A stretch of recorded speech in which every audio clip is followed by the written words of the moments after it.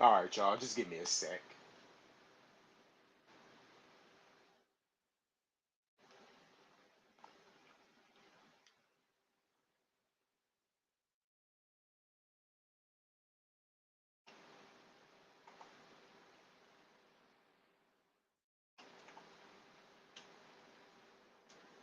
Hmm. Okay. Think we got it.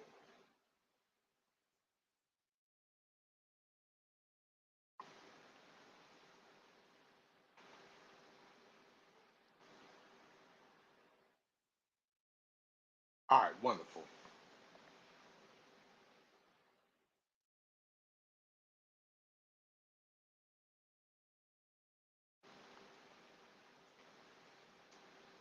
All right. Looks like everything is set. Just gonna wait for a couple people show up. If not, well, hey, I'll just go ahead and get started with this anyway. But anyway, what's good, y'all? I know it's not Thanksgiving yet, but I'm gonna say, get happy pre-Thanksgiving. And man, I don't know about y'all, but I can't wait till 2020 comes to an end.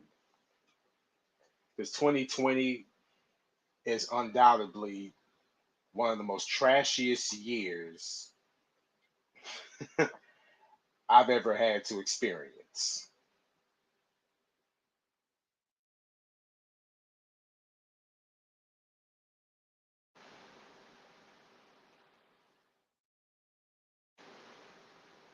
But hey, it is what it is though. Hey, we ain't got that much, not that much longer, for 2020 to be over with. But nah though. But on the flip side, nah, I know I said when I did my video, I was gonna talk about something that was kind of gonna be controversial, not necessarily on my end, but on the end of someone who happens to be a part of a top show that people are watching, and that is Star Wars: The Mandalorian. Now, me personally, I haven't seen one episode of Star Wars: The Mandalorian. I got off of Elms Live right before some people were already, chatting with her about that. Now, me, I'm not the Star Wars or Star Trek expert or extraordinaire or Taylor extraordinaire, but someone happening to be a star of the show, Gina Carano. Now, for those of you who don't know who Gina Carano is, now Gina Carano happens to be a former MMA fighter, kickboxer, of course. She hasn't fought anyone within the last, 11, 12 years since Cyborg. Turns out she made some unpopular type of comments regarding COVID and people wearing masks. It's like she's being forced by certain politicians to wear a mask and some other politically incorrect type of comments. Hey, what's up, Foss? Foster Gamma in the building. But yeah, though, again, and I was looking at this, and I didn't, get find this out, a little bit of last night before I went to bed that she had made these comments. Now, aside from all that, but now she happens to be a most popular character who goes by the name of Cara Dunn, I believe, on the show. Now, they've even started petitions, and this is the fan base and other people from Disney has started a petition to either get her kicked off the show, etc., due to these unpopular, uh, exceptional type of comments. And my thing is, it's like, whatever happened to if you ain't got nothing nice to say, then don't say nothing at all. because this happens to be a prime example of what this is. People just, thinking they can just say stuff for the sake of saying it in free reign. Even if you felt this way, I don't think that, this would be an opportunity to make those type of comments, regardless of, the times that we're living. Yeah, it's tough. It is. Hey, what's up, Venom Pool? As a matter of fact, I'm gonna go ahead and put the article, well, one of the articles in here in the chat room for y'all to look at, and y'all can read it for yourselves. And, and again, y'all be the judge, on whether or not y'all think that she should be pulled, or she should somewhat face some type of consequence for making these politically incorrect type of things, because again, this pandemic, and the idea that you feel strongly about wearing a mask, and you saying that people are forced, like, nobody's forcing you, Gina, to do anything. However, where I'm coming from with this, and I'm pretty sure the people that's watching this and that agrees with me, where we're coming from is that people's lives are still at risk. People's health are still at risk. Now, if you want to jeopardize and sacrifice both of them, including yours, for you not wearing a mask, be my guest. But overall, you cannot ignore that this isn't a problem. Nor can the people that's, right now are chanting you and egging you on to make these types of remarks, because they're miserable.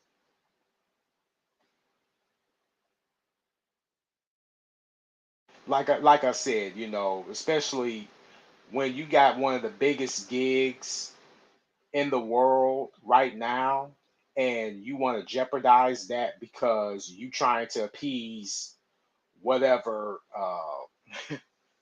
a certain party, or appease the base that necessarily, they say the things that you saying, but you're their mouthpiece, so they gravitate towards certain people using the same talking points that you're using. Now, let me tell you this, Gina. I know you're an MMA fighter, or was an MMA fighter. Hey, I understand. Hey, I got respect for the sport and what you guys and gals do. But that does not mean that you are immune to facing some type of criticism. You are not immune from being ridiculed, regardless of what it is. Because I don't know where you think that people, just because you are a part of a certain profession, people are supposedly, yeah, they're just supposed to kiss your ass, and I'm not doing that. I tell that to hell, no matter who it is. And I'll say that, and I'll tell them just like I'm telling you.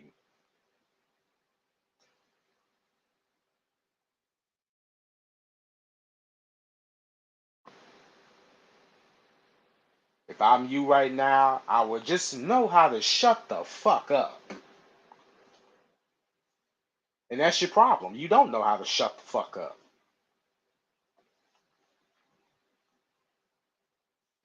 Like I said, you can feel the way that you feel. And when you have people like this, again, trying to speak on something that they're not necessarily that well knowledged on, it really becomes very dangerous when you start taking people at their word.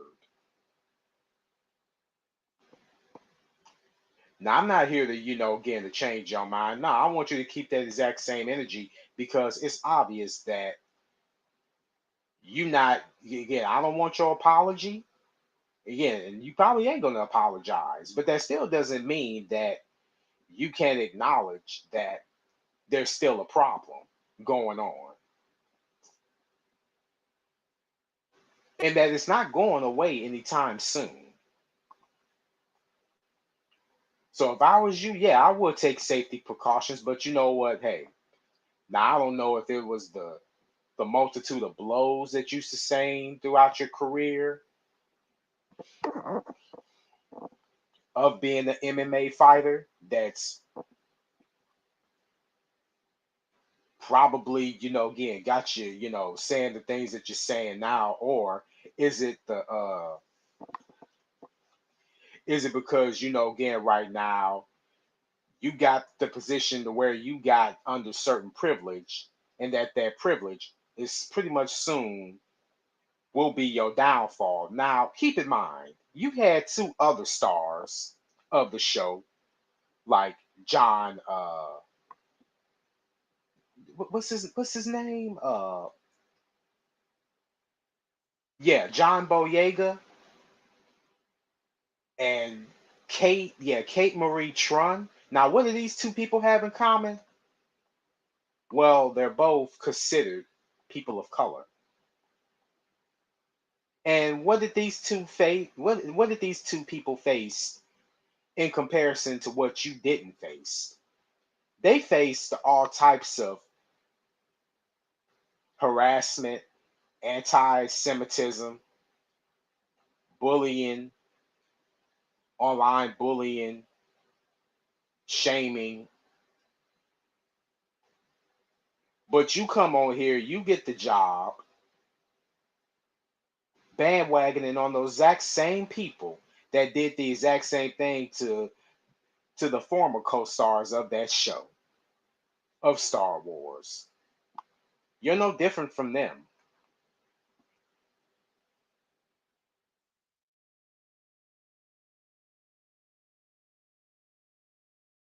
Sh- Again, I don't care if you like it.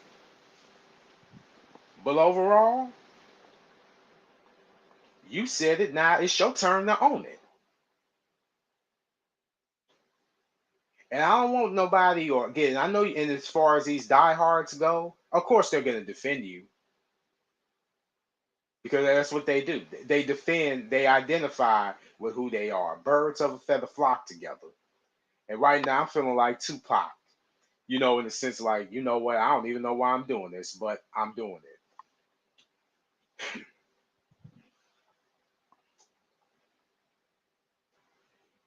Now, they did say, to their credit, now I know I'm not sure how accurate it is, but they were gonna do a spinoff of her character that she's playing. I think it's Cara Dunn. They were gonna do a spinoff of it with her starring in it, but now they're looking at this. Now they're somewhat starting to retract from even taking that further step or that extra step. And I'm like, hey, good for them. If allegedly, because we know how the business works. We know that y'all are just probably either just saying that to either save face or the act as though people who you hire can just say and do anything without no ramification. Let alone they better not be people of color. Because let's be real. Because it turns out that Star Wars: The Mandalorian has plenty of people of color. So if you're them and you're starring alongside Gina Carano in this episode and you saw this, I want to know, hey, what are y'all thinking?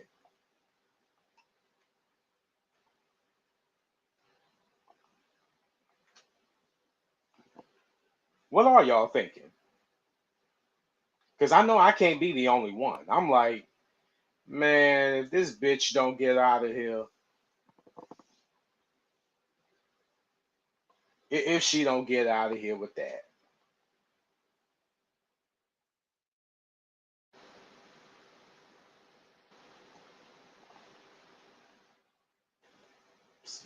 Oh, let me get something to drink real quick.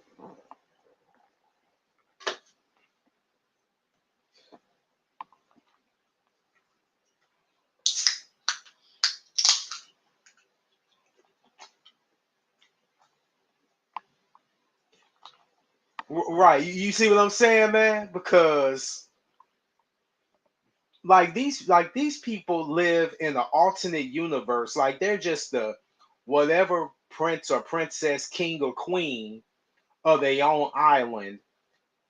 Like they Mr. or Mrs. Han from Into the Dragon and shit.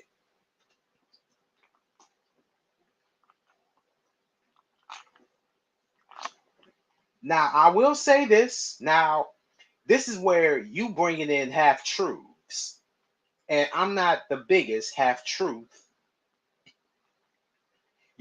I'm not the biggest half truth advocate. It's like you could just point. It's easy just to point out simple stuff, but you don't put in perspective. There's a cause and there's an effect.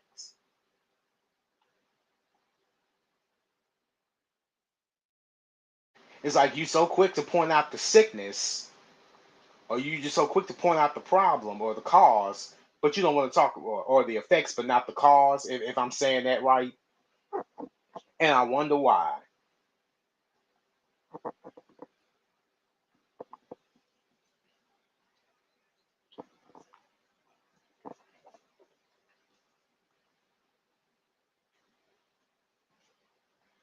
Man, hey, you know what, man? Shoot, where is the?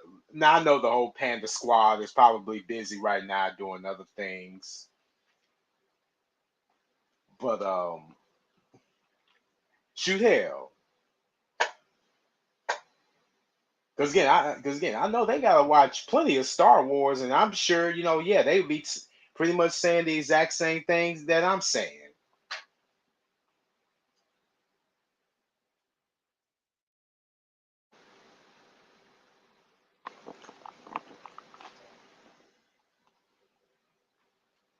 Now, I'm not saying you can't have your opinion, and I'm not saying you can't have a voice, but under the pop, when it's disguised in the form of finger pointing or blaming somebody else for something, that's where I have a problem with. Right? Hey, you can. Matter of fact, I'll even put the link in the chat. Give me a sec.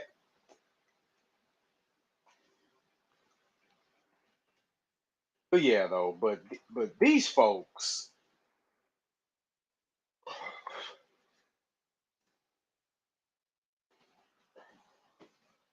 this is why again, people just ought to be careful with who they choose to run with or who they choose to pick to represent them. And this right here is a bad reputation, um, a bad representation, not y'all. But yeah, y'all get what I'm saying. This ain't really a good look right now. Now, do I believe that Star Wars franchise would be fine? Sure, but they don't need this though.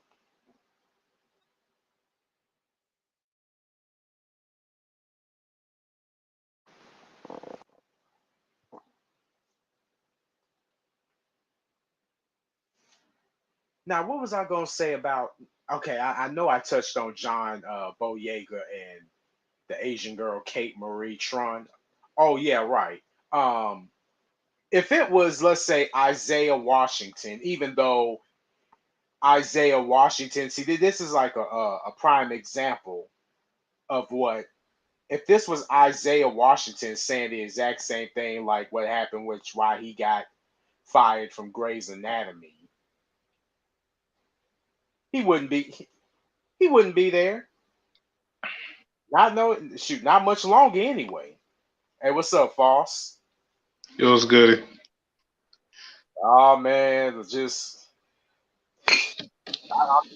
as you can see, man, the Mandalorian got an actress or MMA fighter slash character that's just whipping out their cape to that they pretty much sabotage themselves.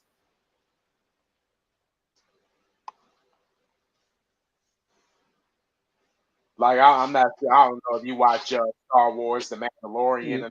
Nah, But I ain't get to watch it yet because I had just got ready to start it, and then like the whole virus thing happened. right, So I had to cancel Disney. I was like, yeah. It's like right when I'm about to watch this too. Right.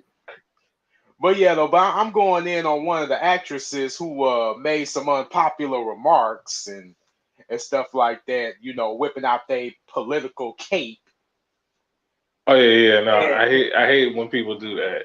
right. And my thing is, it's like she should have just shut the fuck up, even if she did feel that way. Like, why these people come on here, they get these gigs, and all of a sudden sabotage themselves, but blame everybody else for why they not why they soon about to be in the unemployment line.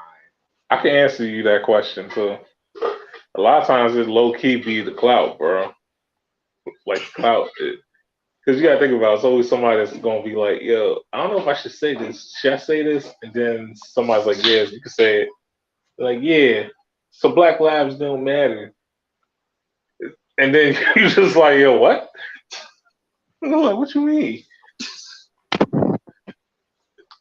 Because yeah, but also you also got to be aware of those bots. Now I was under the impression that maybe a bot did this, but it's like nah, nah, because right now the way it's looking, no bot wasn't involved. She actually said these things out of her own mouth, and the fact that Fox News tagged her on Twitter, I'm like, some of these people just need to take Twitter, have their Twitters taken away from them, and her being They and do. her, yeah, like get your Twitter out of here. That's because the problem is like Twitter is like everybody's diary. For whatever reason, like everybody's diary, like everybody wants to like just. Right. But the old school diaries though that people would have, they would literally just write stuff down and just have that thing just locked and sealed. Man, when I was like, I think 10, I think I was like 10 or 11, I tried doing the whole journal thing, like how Doug used to Yeah. do it. He was like, Dear Journal. I got like maybe 2, 3 days in, and then I was just like, yo, I'm not even writing this. Threw that journal in the trash, yo. Hey, what's up, Al? MCD. But yeah, though, because I remember like again, I wasn't necessarily like the deepest writer then, but I would just like would pretty much would just like find a tablet and would just write stuff down about certain someone, people who I may have went to school with, and oh, I don't know if that was either a petty thing, but I was just like, man, I was just so I would be just so heated that I didn't care how it came out. I just wanted to get my point across, regardless. Nah, I know how you feeling. Like that's only like when I'm really, really like pissed. Like usually I'm just quick to Right. just let shit go. Like, cause I'm like, yo, this is too much effort. I'd rather do something else. It's like I got Yeah. too much. I got like a short attention span when it comes to arguments. Yeah. Like I'm that guy. I'm like I'll be like, okay, but this is my view. No, it's cool, whatever. This is just like we entitled to our own opinions. And then people will be Yeah. like, nah, but you were saying this and that. And then it's like, bro, don't try and put words into my mouth.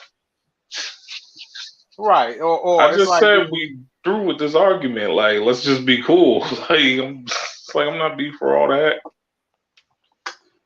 and that's the thing too. It's like, people can't, they are entitled to their own opinions, but not their own facts. Now, Yeah. and to this heifer that's like, well, the Dems and other politicians are making us where it's going to make us. Well, like I said, nobody's making you do anything. But I'm gonna tell you Facts. what they are doing though. What they are doing is somewhat making sure that you somewhat follow the safety guidelines. Do you think that you could just hop on an airplane and just thinking that you could just fly on this airplane and not have to go through safety guidelines and precautions on what to do? No, that's why they're there. All this, Facts. all this hell for get on my nerves.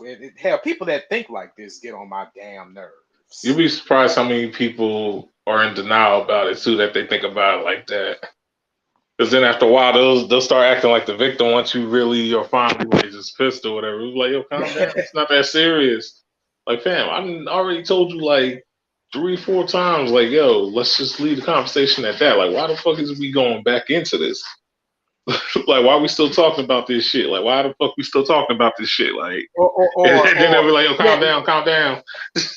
yeah, Like, yeah, that's what I thought. Like, or you read or you reading all into it. That's not how it was supposed. That's not what she meant or what they meant. They was just trying to, it was just trying to like put their own spin on it by trying to at least be in denial or cover up that whatever is still going on in the world is still an issue, a big time issue. And if you think that wearing a mask is somehow not so liberating your freedom, then I don't know what to tell you. If you want to get sick, if you want to die, if you want me to die, all right. Well, you ain't that ain't gonna happen. Well, I understand people. We all gotta go sometime, but you ain't gonna be that close to me, and I ain't gonna be that close to you for you to have that satisfaction. and that's what I be telling people when it comes to like anybody who might see me as like their enemy or whatever. I'm like, yo, I can't see you as an enemy. You're not trying to hurt me. You're not trying to harm me. You're nowhere near me. So it's like any argument you try with me, I'm gonna just ignore it. Right. Like I'm not going to even get into it. And to me, I think that's really what they want is for you to stoop down to their level and to have these arguments. And what's the saying goes? Never argue with idiots because they do nothing but make you stoop down to their level. I'm Exactly. like, yeah. I'm like, yeah. And it's like, well, the only reason why you are because number one, they're the loudest ones in the room. Yeah, and I'm not saying like you can't argue with somebody. Like, yo, you can. Well, actually, no. You can't argue with somebody. You can debate. Yeah, I think yeah. that's the better way of saying it. You can debate. Nothing wrong with debating. Like debating is usually on fair terms, fair grounds and shit. And usually everybody's cool at the end of it. But like arguments, like somebody then got like stabbed up, shot up, jumps, they Right, lost right. like their girlfriend over some dumb shit. Like I ain't seen that shit happen by the way. That shit was hilarious. But Yeah. yeah, I just see niggas lose their girlfriends over that shit. Right, or they act as though even when you go that route, oh, they put that other word in it. Oh, you mad? Well, yeah, you can be you mad and irritated, but at the same time, that don't mean that you passionate. Mhm. It's like if you don't like it's like, hey, if you don't like what I'm saying, it's like if you asking me a question, if you don't like the answer, well then don't ask me the question.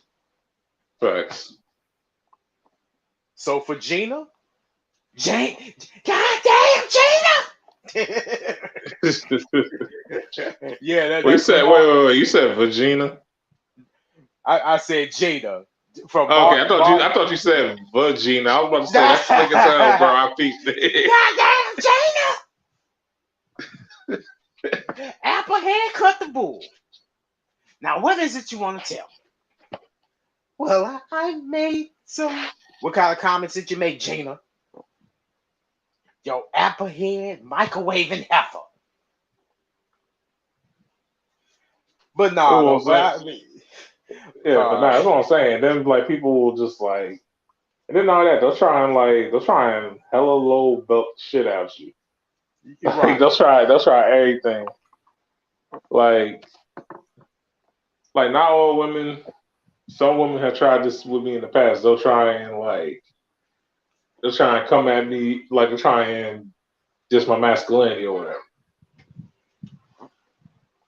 I hate having ignored, but I've ignored it, and the results have been good because I ignored it. Like I'm gonna tell y'all this now. Like yo, the results are good because they'll just get more mad. They'll keep trying everything. They'll throw everything at you. Ignore all that shit. Play a video game. Watch something on YouTube. Talk to you like your homies that are not on like Twitter or don't even like know the existence of them people. right. Watch how mad they get. They'll keep trying.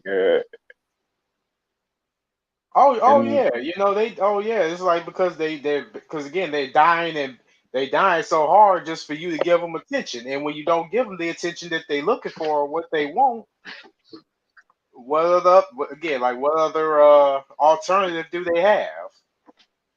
I'm like, yeah, you can continue to poke and paw at the bear or the lion or tiger all day, every day. The moment that bear, lion, or tiger wakes up and it sees you poking at it,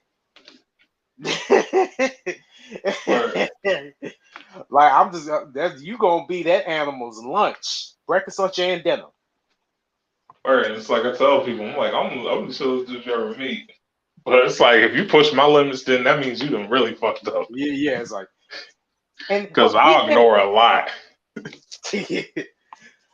like, well, he's never done anything like that, but he's never done anything like that before. But if they're in danger to the community, then we'll have to get rid of them. Or be like, Really? excuse me? The Yeah, tiger? Like, yeah. you know, I knew where you was going with that. It was like, yeah, the tiger? Like, really? One of Right, the niggas in this suit. right. But No, yeah, for my super nerds, basically the Krogan, like, from Mass Effect. Krogan. Like, that's basically it right there. You're like, yo, try to get rid of them. but then again though, but nah, like nobody really shouldn't be mad at the tiger because the tiger is in a fake habitat. So the tiger is not responsible for what happens if you choose to act inappropriately or irresponsibly within its presence. Because he's just going back to what he knew. Or at least what his ancestors told him before they got put in that zoo. Like, yeah, our ancestors told us back in the day we used to hunt everything. Like, see the people that always be staring at us? Apparently, if we was out this cage, they were scared. They'd be scared. Like, man, your grandpa lying. Like, no, we're tigers, bro. Like, no, you know what I mean. Like, and then I'm like, oh, what's that over there? Is that human? It's like, yeah, let's try this thing out. Like, is that girl wearing baby fat? Ooh, I love baby fats. Or like, I don't even know what that is like that, man. Yeah. It's like my instincts is kicking in. It's like I don't even know what baby fat really is. I'm like, my instincts kicking in. It's like, ain't none of these cubs fat. Like none of us fat. Yeah, it's like, is that supposed to be meat? Yeah, it's meat, but juicy and tender. Oh. You're like, yep. Start attacking human shit, and then they'll be like, yo, is it me or do they look? Oh, they are scared. You're like, well, you know, your grandpa was right. You're like, yeah, is that a dart? Yeah. He's like, oh, what now? They're trying to put down my nigga the tiger. Yeah, put him to sleep. Put him to sleep or put him to death because he did what he was supposed to do. I'm like, that's the tiger, the lions, and bears, kingdom is to protect their overall environment. So if you think for 1 second that you're just gonna run around and walk around free and liberated, then don't be surprised if them tigers went and grabbed a whole gang of tigers and lions, and they all just ate you up. And you ain't got one remaining left. Yeah, but nah, that's what they be. That's what Cat Williams brought up a good point. Like, it kind of helped like other races kind of understand that. It's like, yo, you really trying to understand what it is like to be a black man in America, you gotta understand like what's a tiger in a zoo first. Right. Like what? That's the full grasp of it. Yes, like black people are tigers now? Follow along, white people. You're like, they're great. Yeah. Yeah. I'm like, yeah, it's a decent comparison. Although humans are humans. Yeah. So African Americans, black folks, we are human. But yes, we can relate to the tiger. Right. So, and like for the super nerds, we can relate to the Krogans because it's like we didn't have people try and kill us, and we steady coming back. And for whatever reason, low key, we're like we're one of the most feared races.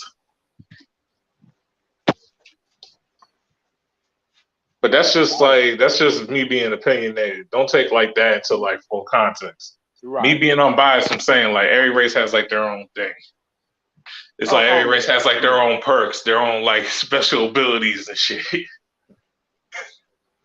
Or it'd be like, yo, Italians they got family ties, mafia ties or some shit. It'd be like weapons plus 10 or something.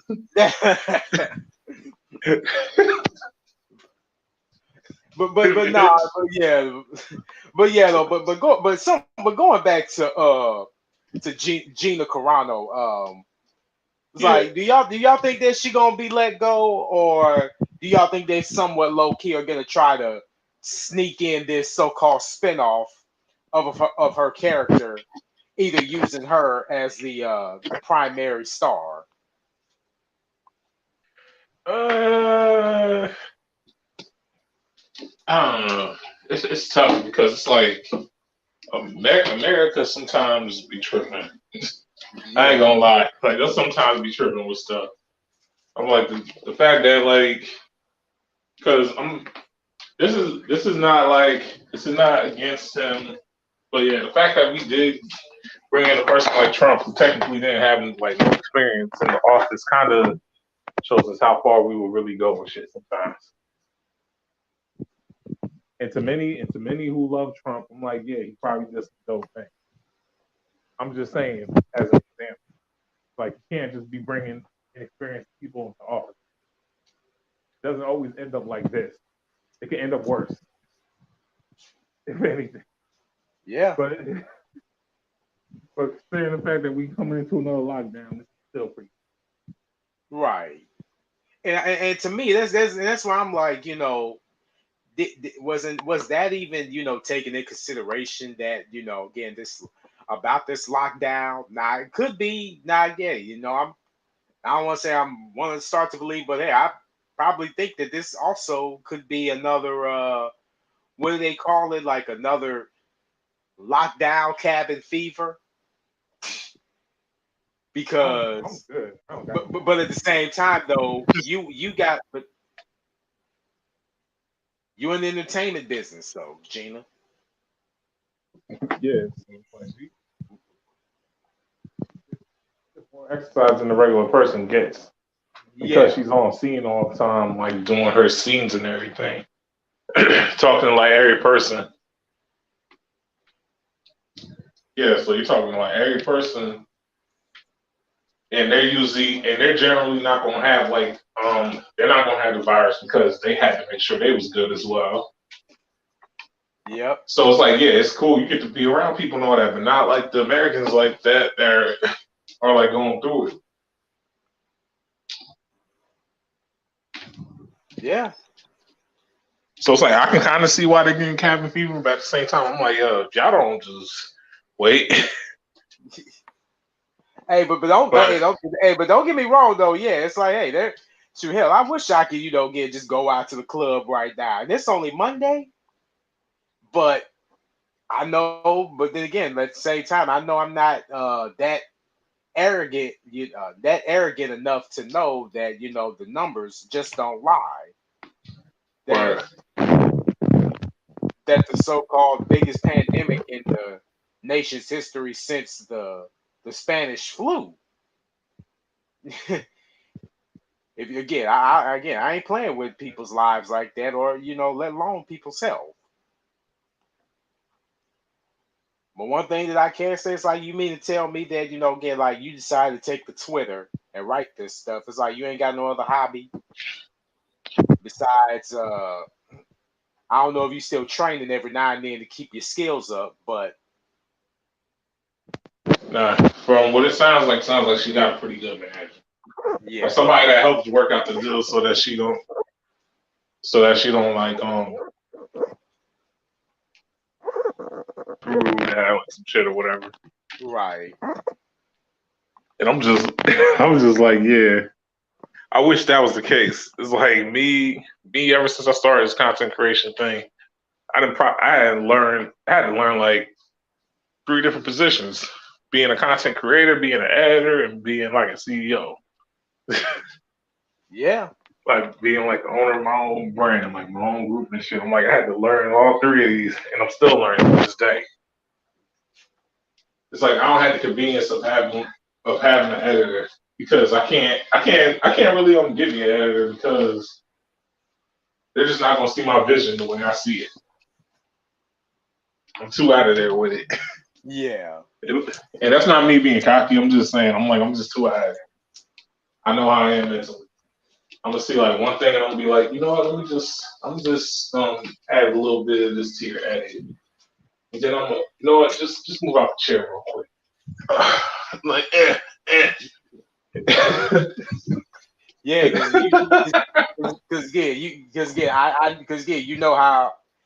you know how you want something to turn out, to the best of your ability, the way you see it, the way you work it, versus somebody coming in and it's like, yeah, they can know what they're doing, or they know what they're doing when it comes to projects, but if you don't necessarily, again, perform, do it to the point to where,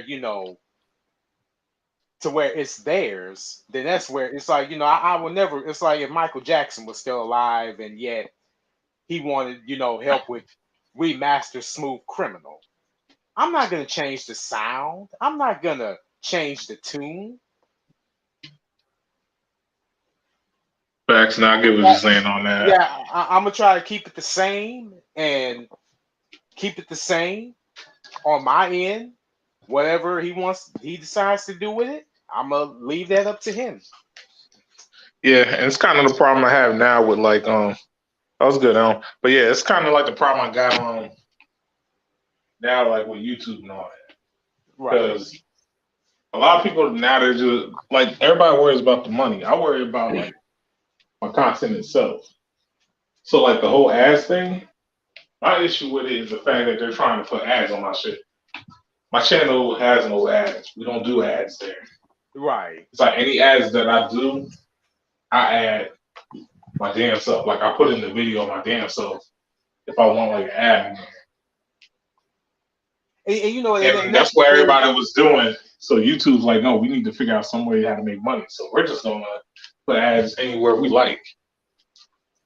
That's why people mad at YouTube. Yeah, that's why, even when Kimmy, when she talks about the stuff, that's what YouTube is doing, and with this whole what's her name? Belle Delphine stuff. Yeah, Miss Bathwater. Yeah, Miss Bath Body Works. Yeah, drinking bath water. Yeah, that's not against her. Shout out to her. She made her hustle. But I'm like, yeah, right. Whereas, so just in case that she somehow read this and be like, yo, this AMR false, like, oh my goodness, it made me so mad. They're talking about me. No, we're not. We're not talking about you. Nah, it's not one of them. Exactly. It's not one. Yeah, it's not one of them. Yeah. We're doing is pointing out certain things that YouTube is doing that we don't seem right. Just like again, what they did to your channel. We didn't think that it was right. Yeah. I mean, I don't care if you want to twerk, if you want to show, a certain amount of skin in your thong. I don't care about that. But if they're gonna delete a video or delete a channel, at least let me know.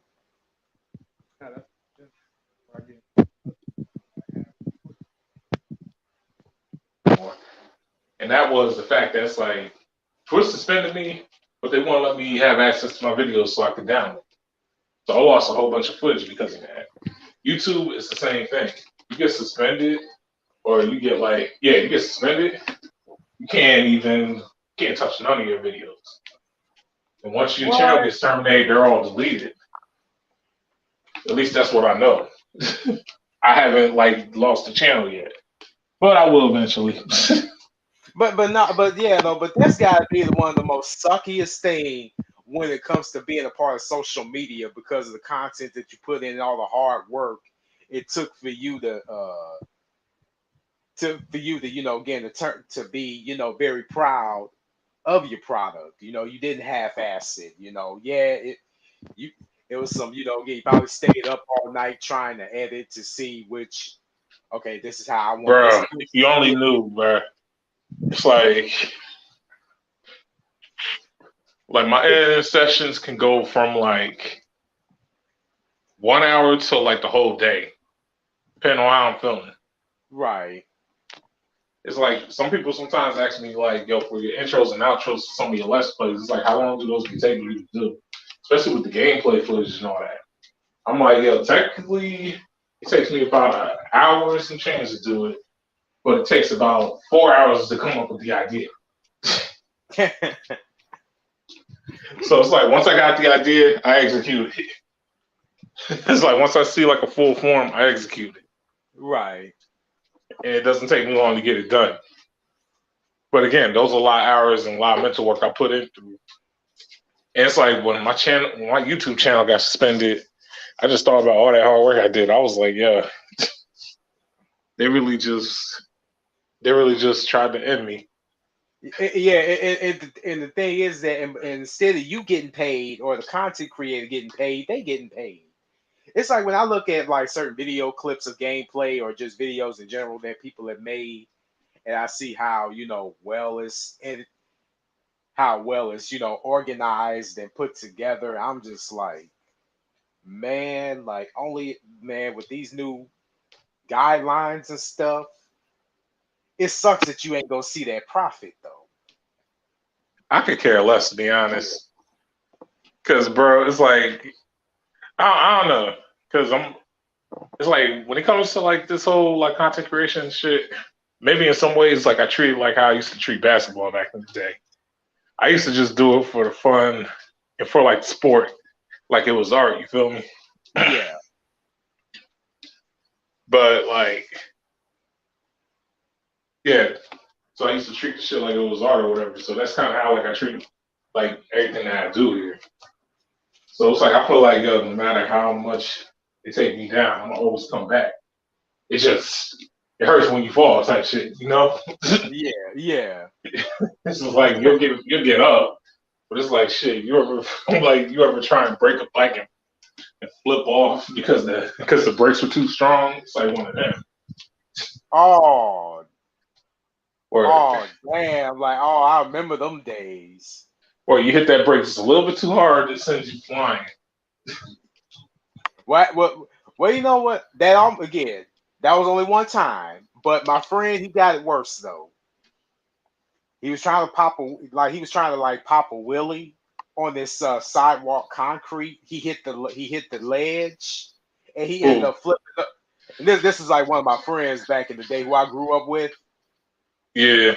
He was trying to pop a wheelie on his bike, but instead of him popping this wheelie or trying to skip it, he hit the sidewalk ledge, and he ended up on this. No, it wasn't a sidewalk ledge. It was a pothole. He tried to go through the pothole, and the front wheel got stuck. He tilted over and did a front flip, hit the back of his head. It was just like watching America's Funniest Home Videos. I bet, yeah. And he got bad. Man, we went home that day. Like I had to eat dinner anyway, so I went back over to his house, and he was just talking all types of bad shit. Like, man, your bike suck, man. Your bike suck. I'm like, well, I didn't tell you to go through that pothole. You chose to go through it, which didn't work out to the best of your ability. But at the same time, even he had to have a good laugh at that. And I'm like, man. But that wasn't the first time. It happened again. But this time though, when it happened the second time, I wasn't there. I just saw him just like on the ground. Just on the ground. Yeah. Went back in the house nursing that exact same spot. I'm like, man, what's wrong with you, dog? Shit. He was going through it. Yeah. But nah, bro, it's like, yeah, but that goes to that YouTube thing though, because like, I don't know, my part that's like, well, you're not on Twitter, like, you're not. Wait, are you on Twitter? Who, me? Yeah. Nah, nah, I'm not on Twitter. Yeah, so like for those that didn't know, like I was like, I'm taking a break off of Twitter, so I'm going till New Year's. So all that I'm gonna do on my Twitter is just post videos and all that. But I told people straight up, I'm like, yo, the negativity on here, like on the internet itself, and the negativity at home, like that shit's just too much for me. Yeah. It's like I'm just a nigga trying to make like videos and shit. It's like Oh, is nothing that more, nothing less. Oh, is that the real CJ Rainey?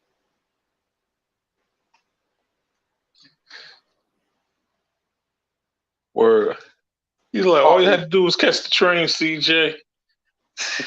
It's like, nah. I'm joking, Bresky.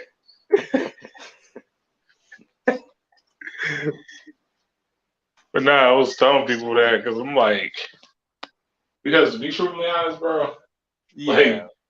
I know it seems like I'm calm throughout most of the year or whatever, especially this year, but it's like, it's been too much that's going on. Because I'm like, shit, like, it's been like a full year of nothing but most successful shit for me. And not in a good way, but it's like I just been pushing through it. But yeah, bro, I got to a point where it's like all I would see on my timeline for Twitter is just Yeah. negative shit. Like people just constantly arguing, constantly just talking shit, or people just constantly get mad and shit. I'm like, yo, I don't want to hear this shit anymore. Right. Oh, it's me, bro. I'm in the car. Oh, okay, cool.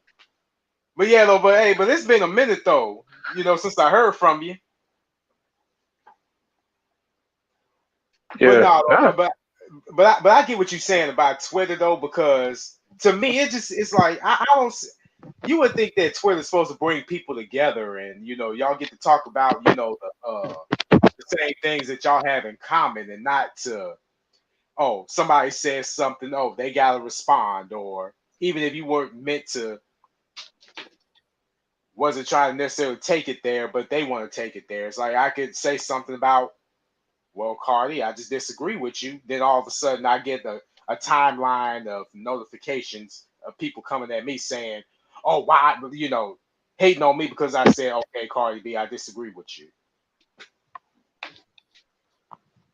Yeah, that's because, again, it's like the whole negativity thing, and then everybody low-key, like, insecure as hell.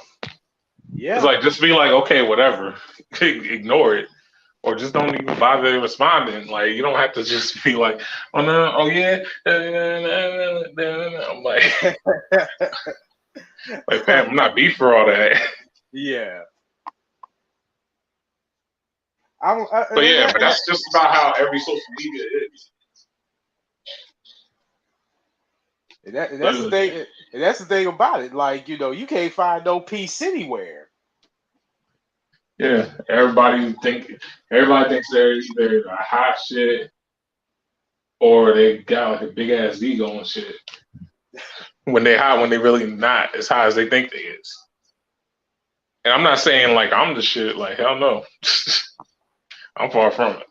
Right. I'm gonna keep it G like that. It's like I'm far from it.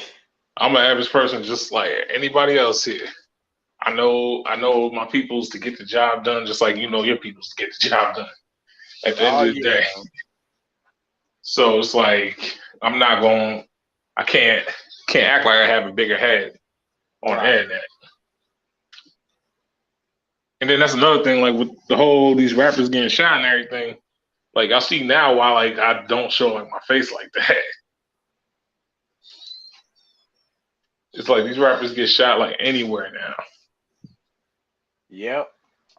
They just gotta know who you are. They just gotta know where you're at. You can just be like, yo, I'm in New Jersey or whatever, blah, blah, blah. I'm like, oh, he in Jersey? I'm like, oh, yeah, ain't that so-and-so's cousin? Yeah. I'm like, yeah, I remember him. Let's go visit him. Then all of a sudden, But oh dear God, Foss, he got shot at the GameStop. No, no, no.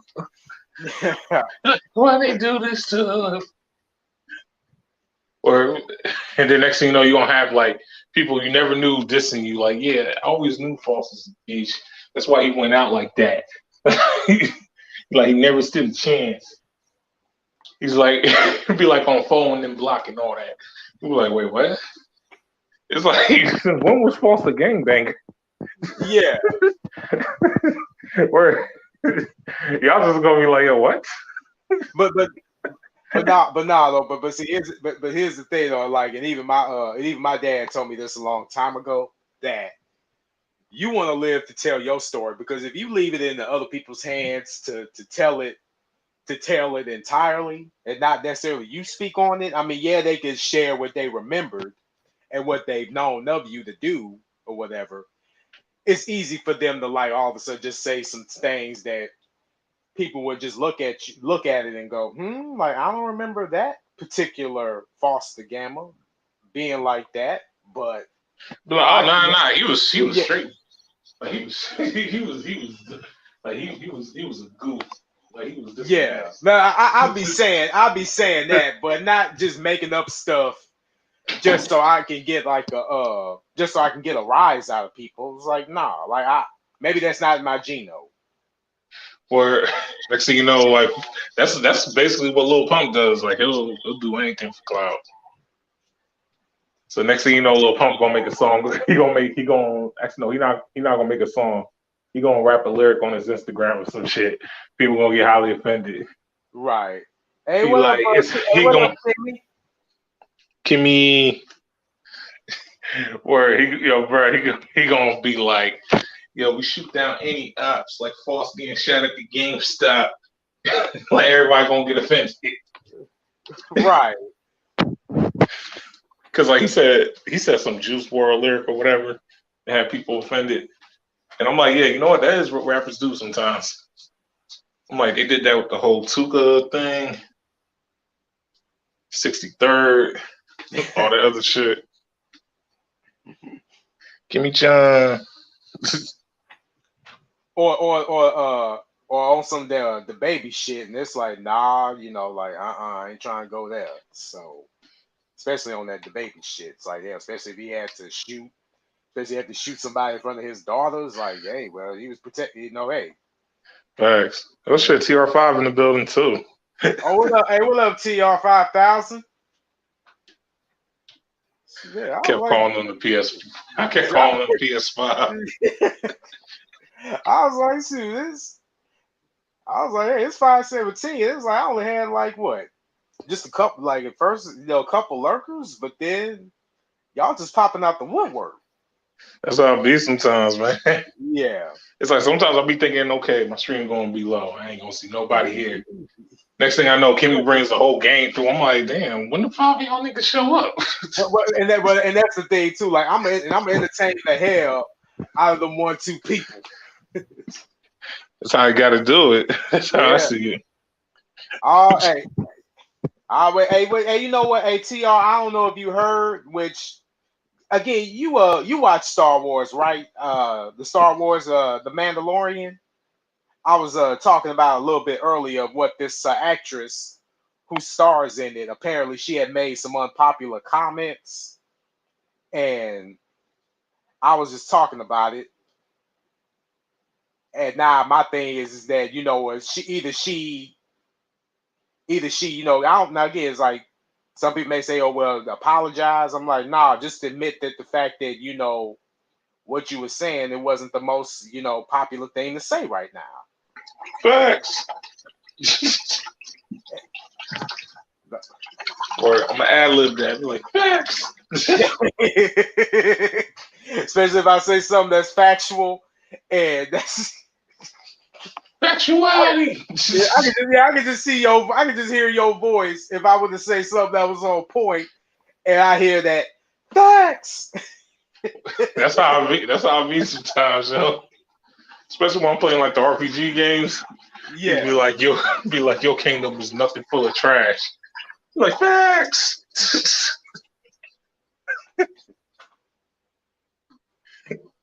Yeah, then sometimes I'm like, I hit I'll be like, yo, who said that? Yeah. but not, but yeah, though. But you know, but again, it's like, but if Gina, like I said, you know, again, but like if Gina Carano is just the thought of it just really make I don't want to say making my skin crawl, but it's just really irking the hell out of me because it's like she'll be the main one and others who disagree with her or who agrees with her that's going to be like, you're trying to take money out of my pocket. No, you taking money out of your own pocket. Nobody told you to say these things, especially about COVID and well, the pandemic and you know, again being that's what I be forced to. saying about before, yeah. It's like they'll be like, yo, I shouldn't say this, but it's like I just look at people like, but you're gonna say it anyway, ain't you? Yeah. Like Muggs is just gonna continue to be ignorant. So now they're gonna be like, no, I'm not gonna say it if you don't, if you don't want me to. It's like, okay, so you gonna try and put this, you're gonna blame it on me that you wasn't able to express your opinion. Yeah. Like, oh, here we go. Like, all right, say what you was gonna say. Like, yep. Yeah, nah, keep that same energy. Like, yeah, Or because somebody's gonna use it against you. you're like, I heard False got shot with a BB gun at the GameStop. It wasn't an actual gun. You're like, what? But no, though. But them BB guns, them BBs hurt like a motherfucker, y'all. If y'all ain't been shot by one, then I ain't, and I don't plan on it. Well, that was me twice. And now watch this, bro. I say that now, and as soon as like we start getting big and all that shit gonna happen to me one day. You're just gonna be like, yo, bro, you probably shouldn't have said it on the podcast. Right. You knew what they was gonna listen to. But and again, that was just me admitting that I got shot by a BB gun again with those same idiot friends that I had back in the day because we wanted to play like we was running out the front yard from somebody shooting a gun. I get shot in the calf, and I felt like Morris Chestnut in Boys in the Hood after he got shot with that 12 gauge. Yeah, that shit was painful, bro. Right. Because now, when I first seen it, I think it was like years ago. I was a youngin' and shit. So when I watched it when I was older, and I seen how them shots really hit him, I was like, oh, shit took skin off. Yeah. He got shot from behind. This shit came out the front, like. Oh yeah, and everybody, just so y'all know, disclaimer: I'm not, again, trying to advocate or say that it's fun to get shot by a BB. It's not. So don't take that to heart. I'm just. It's extremely fun. It's like now. I'm joking. I don't mean that. Yeah. What if I really? What's wrong? It's extremely fun. Wait, what?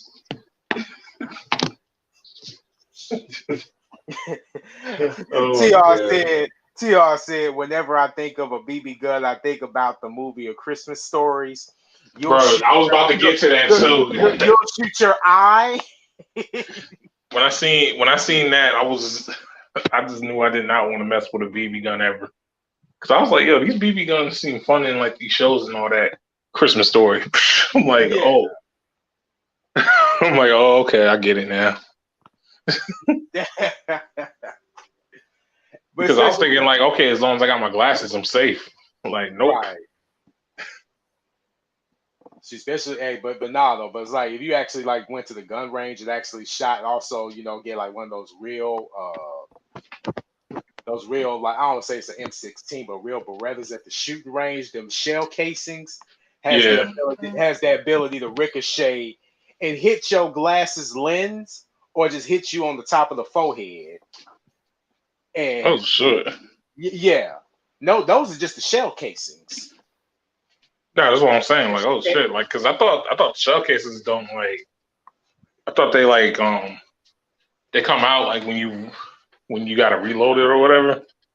Like when you gotta you gotta Yeah, bring the top of the shit back.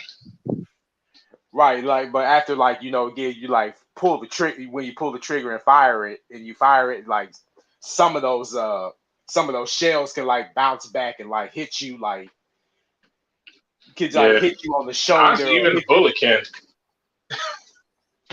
which that kind of blew my mind when I found out about that, bro. I was like, wait, a bullet can bounce back and hit you? Yeah, It's like, yeah, it's like you aim at the right, you aim at the right thing and hit it. That shit coming right back at you. You try to kill an op, you end up killing yourself by accident. right. Because like because like my first experience ever going to the shooting range, I had to take my like glasses off and I can't see without them, and Yeah. they would have me put on these their their safety goggles, and I try to aim at let's say like the chest area, Mhm. and my shot I was thinking that I'm shooting at that, but yet I'm hitting something else. I think I'm shooting at the head, but instead I done shot at again like the left side or the right side of the ear. Oh my accuracy and aim was just totally off. Damn. Yeah. It's like I'm like I know I suck at firearms, so just Yeah, you probably better at them than me. I Yeah, like nah. that. I ain't never fired no guns. But nah though. But I'm gonna tell you though. But like trying to clean it though, and put the shell casings in. Well, yeah, put the bullets in, the clips to reload, especially try to cock it. Oh man, like trying to pick. Oh yeah, one thing you want to avoid is the pinch. Now, the main reason why people get pinched is because they like grip it to the point to where that point where the gun is, to where that tailgate is of the gun, where they have to pull. They'll pull the cock back, Oh, and they'll get this and gun they right and on it. yeah, I got pinched like that one time. Ooh, I can like see the meat off my hand. Damn. Yeah, and I'm like, and every time I look at, and I know exactly where it was and where the I don't want to say it developed scarring, but it just took a good piece of meat out. And every time I look at my hand, and I just think of, please do not pinch me ever again. Please don't, because you gonna pinch the meat out. And every time I look at that left side of my hand, I just think about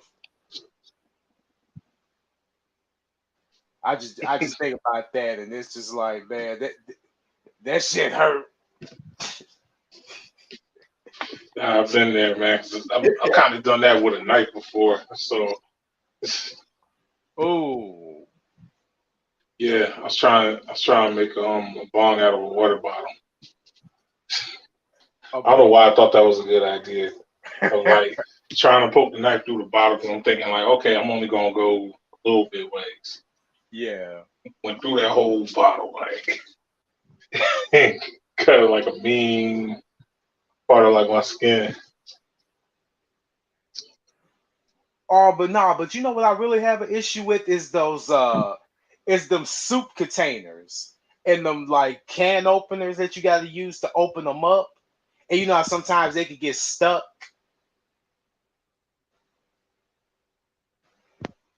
Like the soup containers can the top of it can get stuck and twisted, and you would have to like try to like take the top off, by rotating it counterclockwise.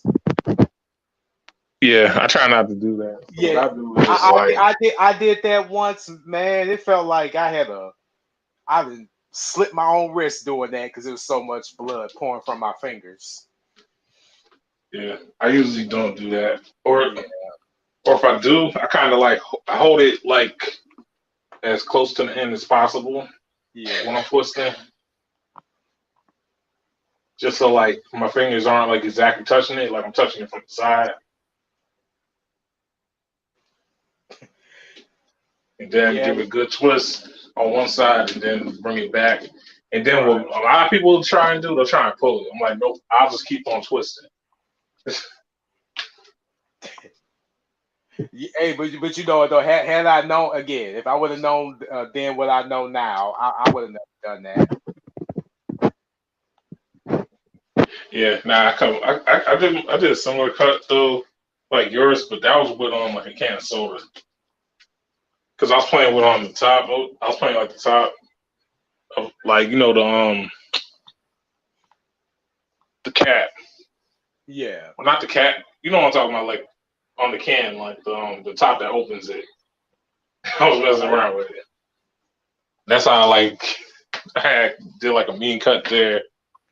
But not just about any other cut I gotten. It's because people then accidentally cut me themselves.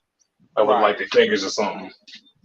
Like basketball, I had like this one cut that this dude caused. Like like it went from literally my back all the way to the front of my shoulder, and it took forever for that scar to like disappear.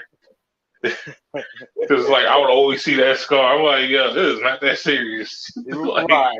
it was not like me fighting for my life. It was just a scratch. It It's was funny. It was funny because they was like, yo, you need to stop. Like, what do you mean I need to stop? You're bleeding. I'm like, I don't see what's going on. It's like your shoulder. I'm like, oh, yeah, somebody did that to my hand too before. That scar took forever to heal. Like, I think it finally like disappeared like off my skin like 3 years ago. yeah. It disappeared, but I had that for like almost over 5 years prior to that. Right. Yeah, so it's like so So I so know. how, so how, so how did it end up getting like on your shoulder though? That's because I think hmm, I don't know. I had to think about that. I'm like, why did he grab why did he grab like that one part of like? I think he's trying to stop me from jumping or something. Hmm. So like you didn't feel like like a hard press to grip that to where it was like, oh man, like I don't feel a nail going through or it's penetrating through. Like I don't know if my shoulder's been cut or I'm being something that's happening. I don't know.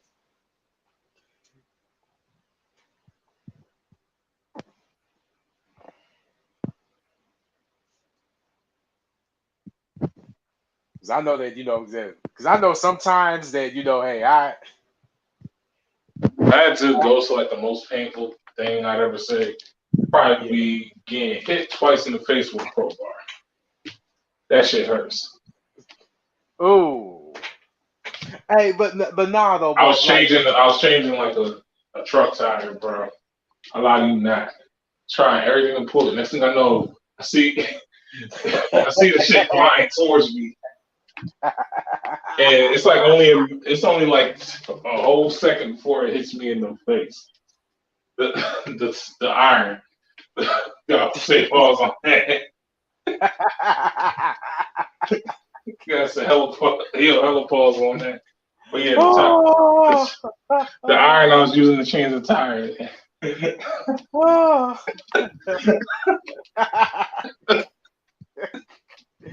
Oh. Yeah, I was too beta for that. And my cousin got knocked out from getting hit from getting those what is it, those little gas pumpers that you pump your car up with. Yeah. I guess he was trying to remove the nozzle out, and it ricocheted It ricocheted back, hit him in the nose, and he was out for a bit. And I'm like, how the hell you do that? Knock yourself out with a gas tank. Shoot, I wish I was as lucky as him. Imagine having to be awake for that, because most people would have got knocked out by it. For whatever reason, I'm really built that tough, yo. I'm like, I know I really did not just hit in, let's say, in a jaw with a crowbar, and I'm still like able to move and all that. But ow, my face, it hurts. Hey, but I also got another story. Like my cousin,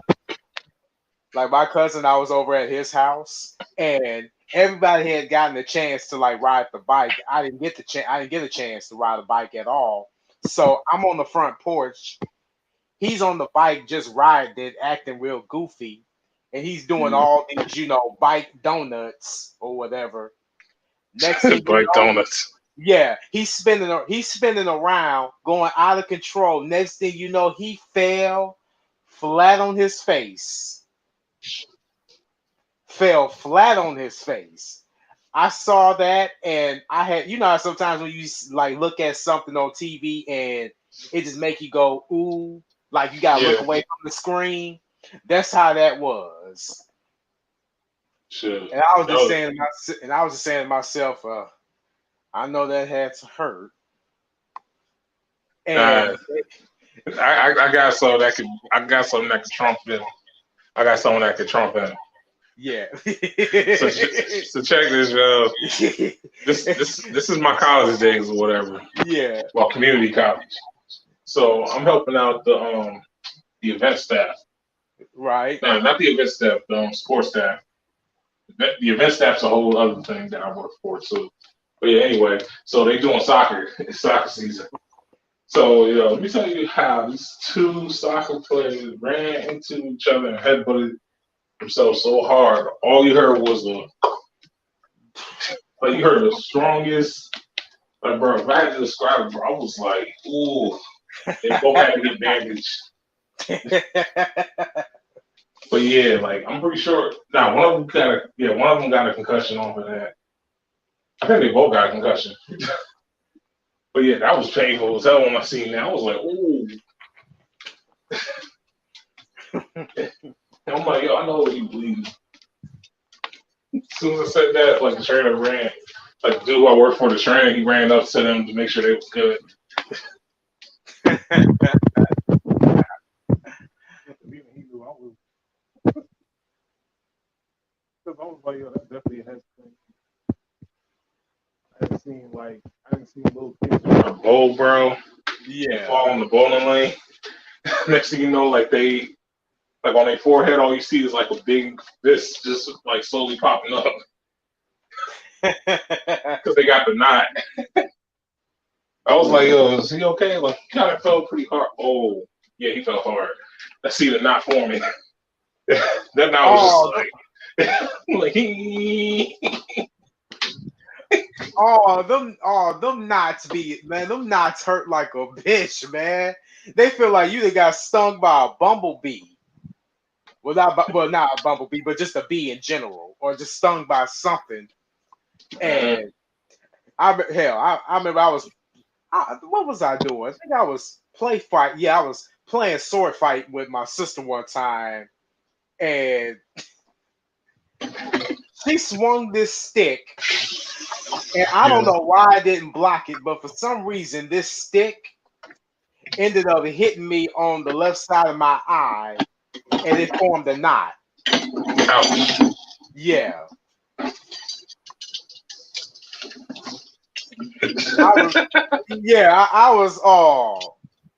That was the most embarrassing thing that I have ever had to encounter in my life. That even though we play sword fighting though, but that just happened to just come out the woodwork to where she just happened to just swing, and all of a sudden my eye ended up running into it.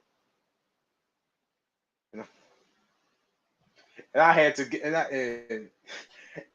And imagine how many days or weeks it took for that to heal, and what I had to like. And Probably people took be a like, while. yeah, people be like, what happened? Because they always want. It's like if they see something, they always want to ask you like, what happened? I failed.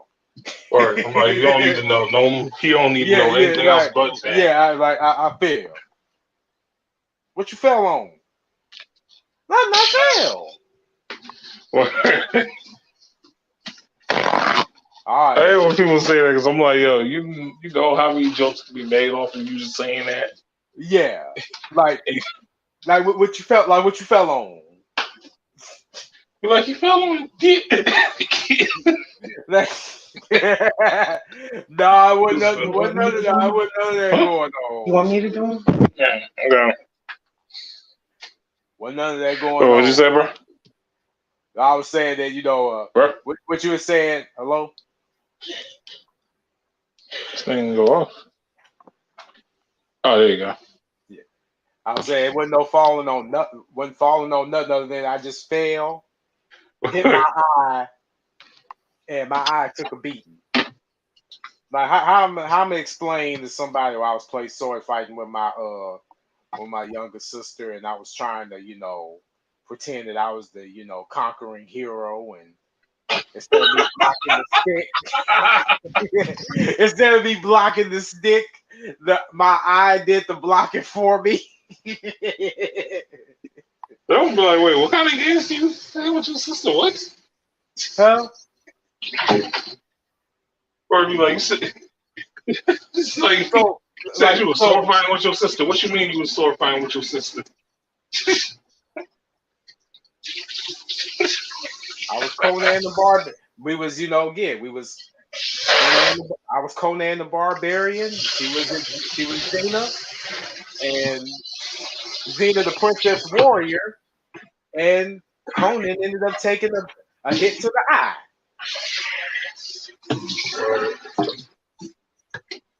Yeah, shoot. It looked like she'd have whooped your ass too. Like, shut up. Like you play. I'm like, hey, you try to play sword fighting. And see, see if everything good after that. Right. Hey, but no, though. But like, there was this game, and I think they used to have it at carnivals where you have to like knock your foe off knock your foe off the platform, and you have like these. For whatever reason, it always be like the working at you were versing, so this nigga was good as hell. Right. I never played the game, bro, because I would always see this dude would get warmed up by like just twirling the shit. Yeah. Throw it up in the air, bring it back. I'm just like, oh hell no. I remember going through like how many people? I think I went through 4 people. Well, maybe 5. I could be wrong. I went through 5 people, and they would put me up trying to make the challenge difficult. And the thing is, I'm giving it all I'm giving it all I got, and they giving it all they got. Like nobody ain't budging, so they end up just calling that a draw. And I'm like, well, hell, like good fight. Like, yeah. I was like, that was payback.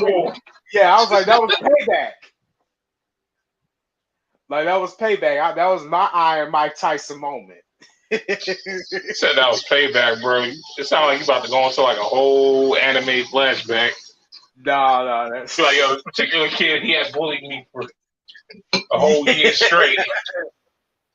Yeah, or, so I like I done ran out of grease because of him, because of all the wedgies. Yeah. So I knew this was it. This was my time for revenge. I trained and trained you know what's funny? day. And you know what's funny? Even the PE coach at the time put me on, and he said to the dude that I was facing, like, you in trouble now. Yeah, that's a horrible PE coach if he knows. Right. Yo, if the PE coach know about student drama, that's problems. That means he really don't care about his job. He don't care about students. He's like, yeah, I've been waiting for this matchup for a minute. That's like Aaron been getting picked on for like a minute now. All the wedgies. Had to pull him off the fence a few times. Like, yo, he ready. You want this? Yeah. Like you in trouble. Like you in trouble now, Philip. He like, whatever. I got this. And next thing you know, Philip got knocked down twice. He was like, what happened? Like you got knocked off the platform. It's like Word. next person comes up. I don't know how or what I did, but they end up going down. Then the next person comes up, and then it was a repeat till I got to that fifth or sixth person. And I was just like, well, damn, like I guess I must have earned somebody's respect that night because they had to call that a draw. Bags, man. That's how it used to be with me in basketball sometimes. Right. It's like when I was on the high street, bro, I was on the high street. So it didn't matter if you was faster than me. It didn't matter if you was stronger than me. Like once I was on the high street, nothing stopped me. Right. Like my dribbling style was like Jackie Chan, like. So it was me like always kind of like fumbling the ball, but somehow making it work and breaking your ankle still. So I'll be like, whoops, whoop, whoop. Like, nope, whoop. Like almost dropped it. Like here we go, score. Yeah, bro. I was ripping people on the court one time because we did a full court. So I grabbed the ball as soon as I get the rebound. Said crossover, broke dude ankle. Ooh. Oh, another dude about to hit crossover again. Double crossover. One dude's coming from behind, trying to tap me. I was like, nope, spin move. He gone. It's like other dude, Chris Paul move, but not the one where he does on the between the legs and between two defenders. Just the one where he like kind of just like he doing it in between the legs, but he's just messing around with it. Right. So he keeps on doing it. I was doing that too. I was like, whoop, whoop, whoop. Because I was trying everything to keep the ball balanced. Because bro, I was trying everything. My fingers were so slippery. So then I ended off with the Chris Paul move. Oh my God. I was like, yo, did I just cross the whole team? He was like, yeah, you did. We want you on our team next time, bro. Yeah, we didn't know that you had that in you, man. So I'm like, yo, it happens. That's why I always tell them, bro. I'm like, yo, it happens from time to time. Yeah. It's like, because I don't even be thinking I'm that nice with it. I'm just like, yo, yeah. It's like once I'm in my Jackie Chan mode, all bets is off. Right. But but like, see, here's the thing, though. Like, I hate being on the team where they don't even pass you the ball. Like, they'll rely on that themselves or that other person to do all the scoring. But yet you just there just for the sake of just being there doing defense. And I'm like, well, I know I'm not the best scorer, but at least give me a chance to do something. At least if I'm open. Yeah. They wouldn't even do that. So, and I'll just be like, man, and I'll just be like having that like little evil voodoo wish. I'm like, well, you know what? I hope the team that I'm on loses. Nah, me, I suck it up, but I'm just like, yo, I'm so not playing with these guys again. Yeah. And then it's like finally they start passing you the ball and all that. So from there I start trashing like the other team. Yeah. Because I was so pissed off the whole time. And they'll be like, whoa, I didn't know you could do that and that. I'm like, yo, bro. It's like, why did you think I was asking you to pass me the ball? Yeah. So I felt like Michael Jordan in his first All-Star game where they was like trying to freeze me out. Where we went from like 3 to 10 out of nowhere. Yeah. It's like, yo, where you think them 7 points came from? Me. It's like I actually put us in a lane where we could actually possibly win this. Right. And they would have been like, what do you mean? But it's like they got 20 points or whatever. But bro, they're shooting threes. Just keep contesting. They can't make that three. Yeah. It's like already seen who they trying to pass it to. It's like he can't make the three. He done. He too cold right now. Like, use this as your chance to score a few threes. Matter of fact, pass me it. There you go. There's 1 3. Pass me it again. There you go. It's 2 threes. Pass me it one more time. Okay, it's 3 threes. Pass me it one more time. Bink. Miss. So Got a rebound. so you was just pretty much doing your Steph Curry, Klay Thompson 3-point Nah, I always been more of a driver though. Oh, okay. It's just, it's like after a while, I actually know how I tell people this story. It's funny because at one point, like coach was killing us like in varsity, having us do all these exercises and shit. So I'm so tired. I started throwing up like these 3-point shots, and I started making them. And then I was like, wait, I think I figured out the code. It's like I apply this much strength, this much power. It's like, and once I get it, like I'm like, oh yeah, so I can just keep doing that, and I do it again and again. Yeah. And then after a while, coach was like, yo, wait, you're actually making threes? I'm like, yeah, coach, I think I figured out the code for it.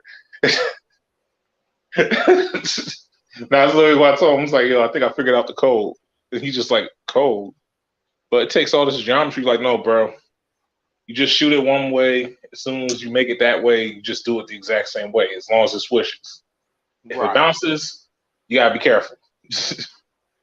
But that's basically how I figured it out. I was like, okay, so I know how my shot works now. Yeah. And oh my God, did I start wilding out on people? Because it's like you play like the 3-point contest and all that, so you had to get your threes up. So I started doing all these 3-point contests because we can't play like regular basketball because we're on the team and shit. So you're not trying to get injuries. Yeah. Yeah, so 3-point contest. After a while, I started getting so good at them. I'm like, any squad that I'm on is just about winning because like they're like, yeah, as long as Foss goes last, then we're in trouble. If he goes first, we're good because whoever's shooting after him is done for. Oh, so you was like, they like secret weapon that they had in the in that Jack in the Box. No, not really. Coach didn't want to risk it. Oh. It's like I don't blame him because like I think the coach figured out how my luck works. Sometimes it's like, yo, you press too hard, it's gonna be some bullshit. Right. And then like for the record, like I always tell people this, I'm a better street ball player than I am like an organized basketball player. Organized basketball is kind of like I just can't do it. It's like my skills, like I go from being like a 90 overall all the way to like a 50. And I just be like, yo, what happened? Like, where's my dribble? It can't be. Like, all my skills are gone. It's like, yeah, you're playing a new version of NBA 2K. Yeah. That's how I felt. It's like, yo, every year, like, you get the new version, so you got to start from the beginning again. Oh, yeah. Then you got to, get work and then continue to progress. And, okay, what you thought you thought you could dribble this way, but actually, if you press this and this and just continue. And I'm like, well, damn. Like, I can't even do and that's the thing, especially, I mean, I like 2K, but when you know that there's like easy shots, you can make, you never can make them. Exactly. Like, I be seeing, people would, like, let's say choose the Warriors and they will give the ball to Steph or Klay, and it's an easy shot. It never goes in, but in real life, it does. And I'm like, make that make sense. For real. Because right now, because then again, it's like now I can see why people favor NBA Live over 2K. Yeah, Chris Moore once said that shit too. It's like NBA 2K. Said 2K NBA Live. They said it looks realistic, but it doesn't play like that. But they said 2K doesn't look realistic, but it plays like it's realistic. Yeah. But yeah, from what I heard though, like 2K is really not the same no more. and that's the thing too. It's like what changed, and why did they even make it out for the control mechanics to take a different route? Are they not putting in actual people to do the motion capture work? Or I think it's because they wanted to just have something new. Because that's the problem with like a lot of these like sports games. I'm like, every year you're making a new one. Like right, I just wouldn't bother making one like for like at least 2 years. Like at least give yourselves like a 2 year, like at least give yourselves a 2 year break before you even think about working on another one. yeah. It's like WWE doesn't even need to be like a every year game. Like why is WWE a every year game, bro? You can go 5 years and still have like the same roster of wrestlers. Now they got AEW to be on the lookout for. Yeah, I heard the AEW game wasn't too good, but I'm like, yeah, but neither was a lot of wrestling games when they started out. Yeah. Because you gotta think it took a minute for like it took a minute before we got SmackDown Shut Your Mouth, or before we got SmackDown versus Raw. Like it took a minute to get to that. You had to go through WCW, like was it WWF? Yeah. Yeah, WWF was for the PlayStation, right? Yeah, it was for PlayStation and Nintendo 64. Yeah, I think you know which one I'm talking about. The one I think you had Sting in it, so I think it was like Sting. I Oh, don't I think remember. either Nitro or Revenge, or one of them. It might have been Nitro. Yeah, Now it might have been Nitro, Nitro. yeah, Nitro was the shit though. Like I would pick like at because Ain't, again, like when I first started playing Nitro, at first I was like, okay, who are these people and what do they do? And or I so used to always have to pick people I did not know. I'm like, yo, who the fuck is this Rakishi nigga? Like, yeah, or that was who's before I the knew Rakishi. Like, yo, why is he putting butts in people's faces? This looks yeah? disturbing as hell. And I'm like, who's the giant? And I'm like, oh, okay. The Giant, well, he's known as the Big Show now, but the Giant, Hmm. he just choke slams people, and that's it. Okay. Yeah, I think Kane was in that game too. I think Kane was like one of the best characters, low key, if I remember correctly. I think it was like him. Matter of fact, I think Mankind was up there too back in the day when he was playing like Nitro. But yeah, it Uh, went from that to going to Shut Your Mouth, and the reason why I fucked with Shut Your Mouth was because they brought Goldberg back. oh yeah. Because I was like, yo, it's two top wrestlers in here. Like in my opinion, when it came to SmackDown, Shut Your Mouth, and to me, it was always Goldberg and Brock Lesnar. But I mean, Well, yeah, Brock Lesnar's the. I think Goldberg made an appearance on like Here Comes the Pain. Oh yes, Here Comes the Pain. Tripping. Yes, Here Comes the Pain. I was thinking of. Not shut Not your Smith. mouth, Yeah, yeah, but not shut Shut Your your mouth, Mouth. yeah, but shut your mouth though is like they had all the characters, and I wish they had like a a whole a whole expansion on certain moves. Like instead, it's like, oh, he do this moves, but I can't equip it because I don't want it to take away from the actual character. It's like, oh hell, I'll just go ahead and use this for the time being. So Honestly, Here Comes the Pain and Shut Your Mouth probably were like the best. Like those were like the best season modes to play versus a lot of WWE games because it's like, yo, a lot of y'all stuff like it's hella scripted, but it's linear as hell. Like yeah, with Here Comes the Pain and Shut Your Mouth, like basically your season was however you ran it, and then you had to go into another season of this basically because it never stopped. Like like the wrestling never stopped. So yeah, it's like, yo, this one particular year, I started like a whole faction. The next year, I'm just trying to like get my brand out there, expand, and become like the Intercontinental Champion. It's like every time I get close to it, the champion keeps cheating. So then we have to go pay per view to pay per view, or I got to fight contenders in pay per views in order to finally get my championship from this dude. It's like It's like the stories was ridiculous, yo. I was like, this is a long ass game. Right. And in order to, and again, if you wanted to unlock stuff, you couldn't necessarily just unlock it, like right away. You would have to like keep playing the seasons until you unlock like.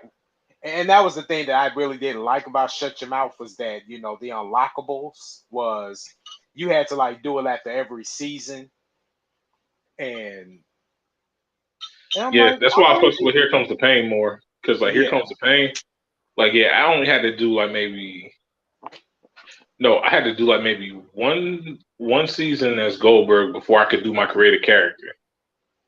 Because I had to earn like I think I had to earn experience. yeah, Because I think every match like he won like in that championship, that's in champion in the season mode or whatever. Like it would be like points available for like your creative player. So I had to build them up that way. So yeah, so I had to play as Goldberg for the whole season, which I didn't mind, of course, because Goldberg they give him the jackhammer and the spear. Although they call the jackhammer some different name now. But yeah, that used to be my shit because I'm like, yo, Goldberg. They try to say Goldberg's known from the spear, like for the spear. I'm like, no, I know Goldberg like for the jackhammer. I don't know him because of the spear. Like the spear was kind of like his secondary shit. Well, and again, if people look at it, again, a lot of people don't know is that he used to play football for the Atlanta Falcons. So again, Oh yeah, I forgot about it that. was like you take a pro football player that uses the spear and they do it well. It's gonna be hard for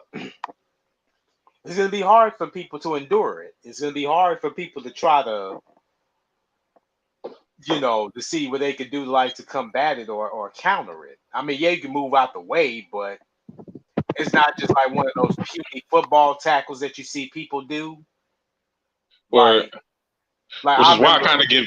That's why I kind of give JBL like his credit for the clothesline.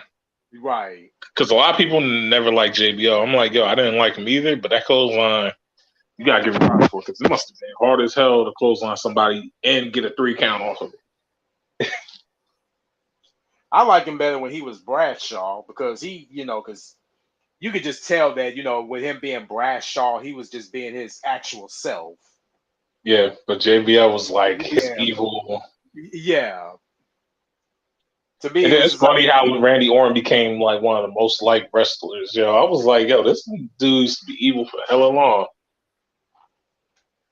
But it's like, yo, eventually people started really liking his fighting style, and he's like, oh shit, I'm becoming a hero now.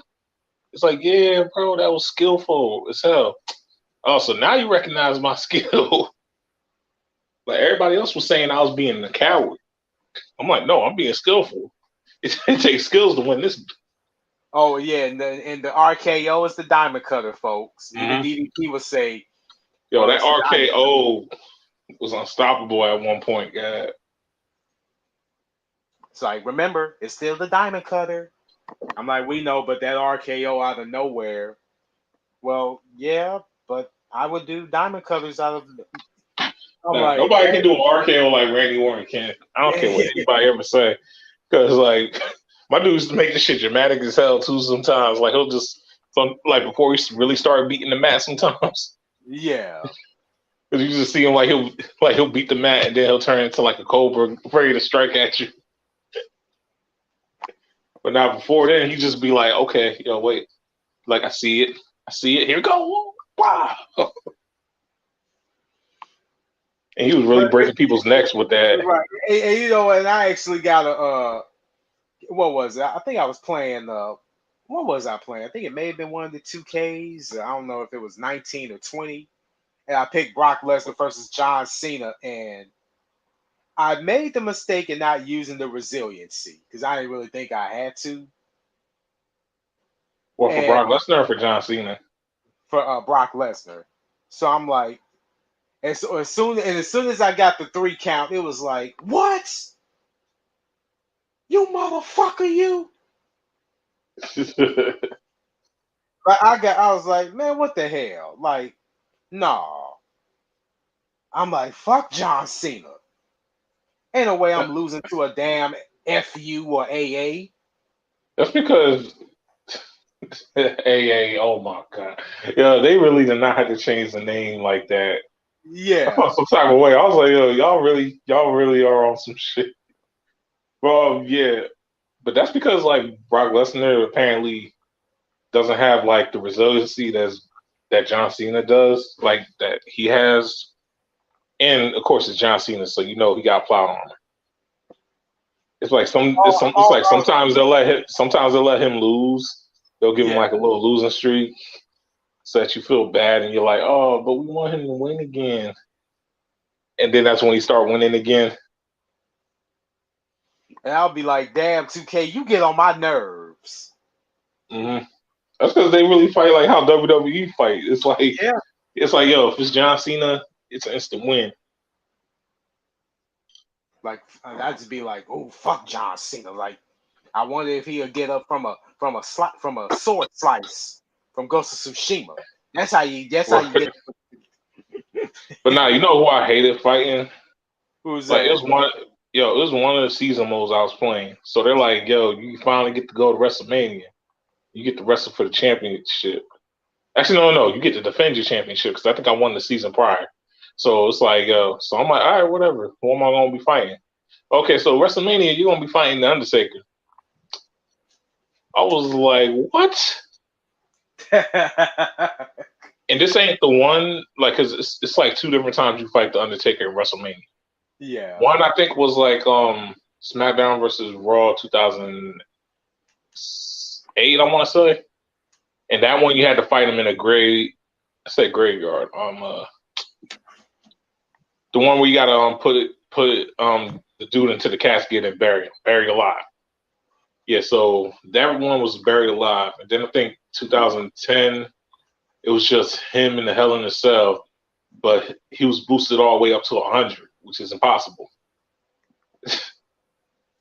Oh, that's Like no WWE wrestler is at 100. Like John Cena was at a 98. That's how you knew like you was really they was trying hard for you not to win this match. This nigga like he was at 100, bro. That means everything was perfect man. because that was before like he lost to Brock Lesnar. So yeah, so Man, you know Undertaker was undefeated. yeah. Especially at WrestleMania, up until Yeah. Brock beat the streak, and now they want to say, oh well, we should have just picked Roman to beat that. It's like, I mean, don't get me wrong. I mean, yeah, Roman Reigns does what he does, but it's like he's not. I'm Yeah, like, but now I used to have to tell people that story all the time because they'll be like, "Yeah, but the Undertaker is not this and that in WWE games." I'm like, yo, you ever play a story mode and face him during WrestleMania? Like I have. It's like there's nothing dope. There's nothing dope about that. right. You're fighting for your life in that. Like anytime you play Undertaker in a story, you're fighting for your life. It is never like the easiest match. It's always going to be your toughest match because it's either going to be a buried alive, it's going to be a Hell in a Cell. It's never just a regular match with this dude. You be thinking like, okay, so we're gonna have an ice cream eating contest, and you're gonna be like, okay, whatever, Undertaker, no breaks. I'm like, okay, and it's Wendy's ice cream. Wendy's ice cream. Yeah, the ones they use to make the frosties. Oh, Like, I don't even eat those. I don't eat those. Like, bro, I, think about the coldest ice cream ever, bro. It's supposed to be a milkshake or whatever, but they call it the frosty. Like, bro, I drink like maybe about like a sip's worth, and then I can't sip the rest because it's that frozen. It's to the point where it's like it's like I even try like with a spoon or whatever, and then I start getting a brain freeze if I eat it too fast. yeah, but Yeah, no, so though, it's like but no, though, but imagine if it gets like in the front, the front part of your two teeth, or your two been there, big bro. That teeth. shit hurts. Oh, yeah, and you just be like, man, like, It's like the two teeth, and then it's like your wisdom tooth in the back that'll have you like, I'm like, why? It's like, why they gotta do that, especially to something that's cold? You try to take a bite out of it, let alone ice cream. Or then I always be thinking to myself, I'm like, yo, how the fuck are people eating all these these super popsicles and shit? I'm like, yo, this shit gave me the mega brain freeze. Be like, yeah, you want a Super Mario popsicle? I didn't even know they had a Super Mario popsicle. They did. Yeah, so I don't need to say pause. There's an actual popsicle for Mario. Like used to be delivered by one of the ice creams, like one ice cream trucks. But where the ice cream man be like, yeah, we got the new Super Mario popsicle, pause, and you'll enjoy it a lot. We promise.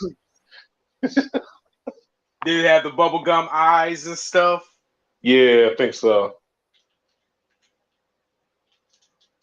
Like Actually, yeah, I think so.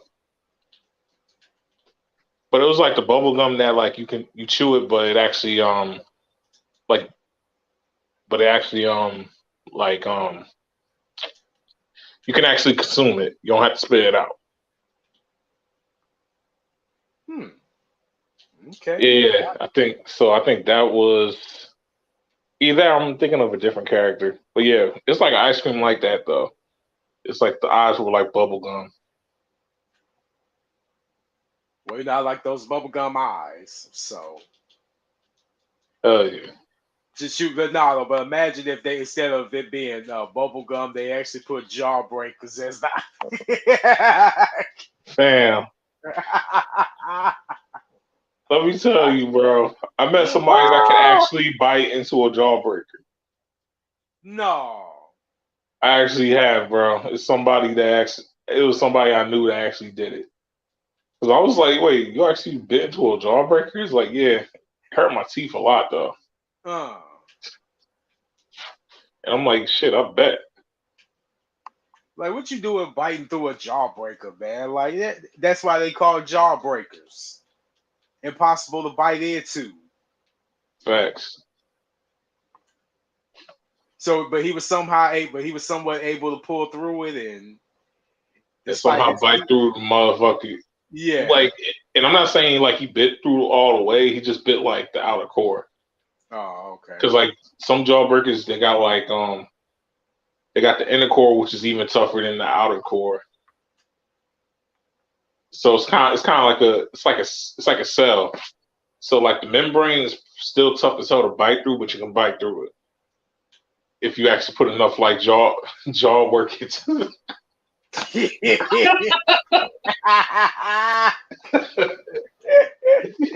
gotta put some jaw work into that motherfucker. Like, wow. I couldn't even finish that sentence. They gonna be all like, man, that sound funny dippity. Or be like, I don't gotta prove nothing to y'all. Like, you knew what I meant. It's like, you know, like when you bite on a jawbreaker, like, and your mouth gets full of saliva, and you know, or it's like, take me to jail, like lock me up, right? Throw away the keys. Yeah. Like, I ain't afraid of somebody's. Or I was like, I ain't afraid of whoa.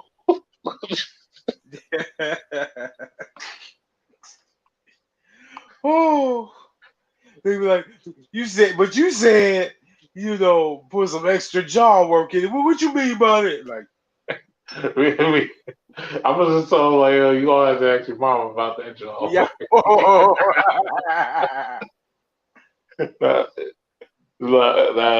Let me chill. I don't do your mama jokes. I'll keep it G. I usually don't. Unless I really like, I really have to just be really not caring. Yeah. But most of the times I don't use your mama jokes because it's like I had like this one friend who would have been like probably would have ended up being like a pretty good friend of mine, but I did a your mama joke, but I didn't realize her mom's was like, you know, like I didn't know until like one of the teachers that told me, and I was like, oh. And I kept trying to apologize to her. Eventually, she forgave me, but we kind of just went our separate ways after that.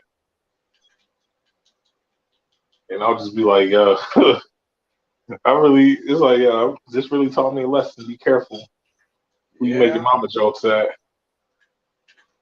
yeah, because I've actually heard, again, like people would do mama jokes, but not necessarily to me, but other people, and they'll be so quick to like have the waterworks going, like my mama dead, or there was a dude that I went to school with, even he was, but instead of him showing emotion when he was safe, like they would be like, well, I don't care, my mom's dead, like. Yeah, that's like the Jersey response. I'm not going to front like, yo, we'll make the joke. We'll make the joke, and then the other person will be like, yeah, whatever, my mom passed away and all that. And then the person will be like, oh, I'm sorry. And then be like, yo, whatever. It's like, and then we'll be like, oh, he don't care. It's cool. Or like, oh, he was joking. His mom's okay. Because sometimes they'll just be like, because the mom will actually be alive, but they'll just be like, oh, they're like, I feel that's good. Like, yeah, because she gone and all that. And then you'd be like, oh, I'm sorry. And then they'll be like, nah, I'm just kidding. My mom good. You're like, what? Man, that's messed up, yo. Bro, I lie to you not, bro. Yeah, Jersey niggas, we will do that shit sometimes. We'll try and make it sad as hell for you.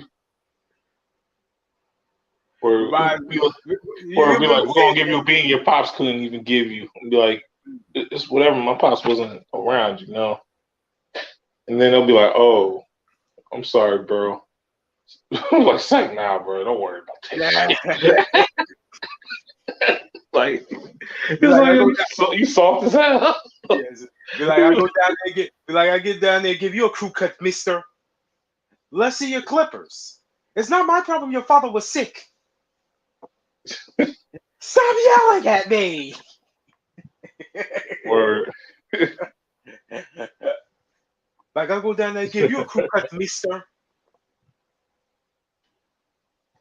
But I don't necessarily do that, like family joke either, because again, like I don't do that, Somebody made a reference about dark humor, sort of a dark humor, but yeah, I tell people this. It's certain things you can't get away with making fun of in Jersey. yeah, So like, when it comes to like our Asian community, believe it or not, a lot of us actually do give a fuck about the Asians. yeah, Like, we really, because like a lot of like the stuff that's like a lot of like the Chinese restaurants and then like a few other stuff that's owned like the Asians run it. So it's like you fuck with the Asians, then you got the whole black community ready to rock on you because it's like, yo, it's the only restaurant in the town. Like, no, you was not about to run them out.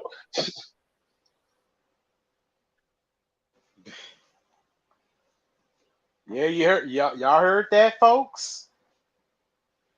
Yeah, so we stand up for our Asians in Jersey. We don't play that shit. Yeah, In fact, some of the best shit I ever spoke was like from my Asian homie guy. Like, oh, he used to drive like a Viper or whatever. Like, he gave me some shit, bro. I literally thought I was on the Sleeping Dogs game with him because he ends up taking me to like this restaurant like that he low key found like in the area because we was going to college and shit. right. I don't know how we got there. Like, bro, I don't know how we got there. I can't remember where this place was even at. It was just like a 1 day thing. I was like, yo, what is this place? You're like, oh, someone sold off for this and that. I'm like, bro, I don't even know. I'm like, it's just too many places in Jersey for me. You're like, walk in there, see everything looking like a Sleeping Dogs game. I'm like, what the happened here? Hey, but what's that song though in Sleeping Dogs that you were singing karaoke to? Oh, I fought the law and the law won. yeah. I was like, man, it was kind of like it's kind of I would say awkward, but kind of weird seeing him, actually perform that, especially even though it's a game. My question was, But why that song of all songs? That shit didn't make no sense to me. I was like, yo, did they really just put a random American yeah, song in here? just to really rip on us that heavy. I'm like, yes, they did. Right. Especially when he started going in on Amanda. I'm like, yo, bro, you got her number. Like she feeling you and all that, so you about to get everything from her, and you just dissed her at the same time, and she's still feeling you. I'm like, because when she first meet him, she's like, do you speak English and all this other stuff? So he's like, yeah, I speak. He's like, I speak a little bit.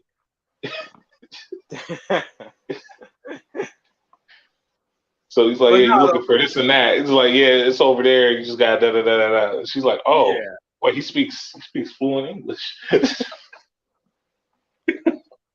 But no, but that one stage that I think that I saw you playing was when you had to like, not get cut by a knife or something, or you had to Yeah, use a knife. I had to You fight, know, bro. I had to kill at least 30 of them right. without dying.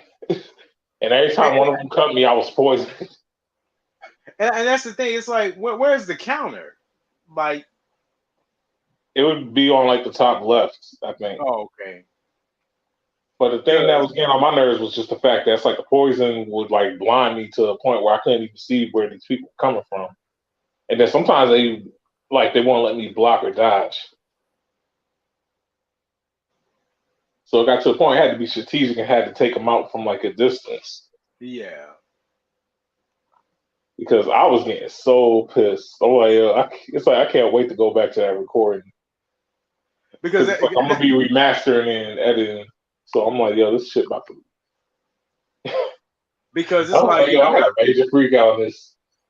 because it's like, with like when you play Ghost of Tsushima and they may hit you with arrows and stuff. Some arrows may have some poison, and some of them Yeah, may not. But at least you can parry them. But if you happen to get hit, you can just press down and you somewhat is back to normal. yep. Sleeping And Dogs, nope, hey, none of that. yeah. Or even if you were to like, at least if somebody's trying to swing a big axe at you, you can sidestep them, and you Yeah, just able to just like just stab them regularly. But like, sleeping dogs, I probably would have been. I mean, let me turn this off. honestly, the funny thing about it is, bro, I think that mission's like a definitive edition exclusive because I don't remember there being any type of mission like that in the 360 version. Because it's like some of What? those event missions, yo. Yeah, some of those event missions, I don't Yeah. remember them ever being in the 360. But it might have just been because I didn't have all the DLCs. So that could have been the reason. But it's like, yeah. It's like I seen that mission. I was like, what the heck is this? As soon as I read the message, it's like, yeah, bro, they're about to try and come and kill you. Have fun, newbie. Word. I'm just like, yo, what game is this now? Like Yeah. sleeping dogs. Like you just hear somebody in the background just like sleeping dogs. And I'm like, why are you saying dog like that? Yeah. Dog. You just stared at him. He's just like dogs. Like whatever. Hey, Yo, hand me that cleaver. but wasn't they supposed to like make a sequel to that? But for some reason they pulled the plug. Actually, I can tell you a secret about that shit. Don't like. I'm not 100% factual with this, but Yeah. originally there was going to be a Sleeping Dogs 2, Mm-hmm. and apparently it ended up becoming Watch Dogs. Oh. Yeah, they scrapped like the whole sequel thing and just went straight into Watch Dogs. Because around that time, I think computers got popular and like hacking and all that got like super popular because of Lizard Squad. And I'll say that to the end of the day. I'm like, yo, y'all made hacking popular as hell. It's like you had the PlayStation Network, you had the Microsoft Xbox Network, scared as hell. They're like, what's going on? We've never been hit like this before. We had to call on the FBI and all that. Like, what's going on here?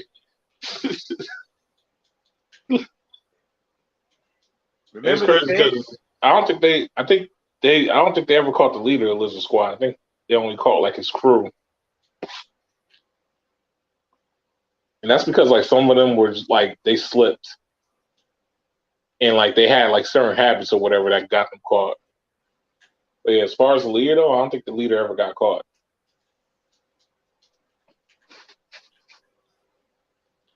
Well, you heard it, folks, ladies and gentlemen.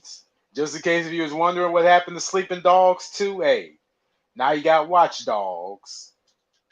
Yeah, but Watch Dogs 2, honestly, in my opinion, I feel like Watch Dogs would have been a more successful thing if they would have did Watch Dogs 2 instead of Watch Dogs 1. Yeah. Like they would have just if they would have scrapped the whole Watch Dogs idea at first and then brought it as one, then it probably be doing even better. But it's like you play Watch Dogs 1 and you're kinda like and it's like right. And then you play 2 and it's like, oh wait, I can shoot people now?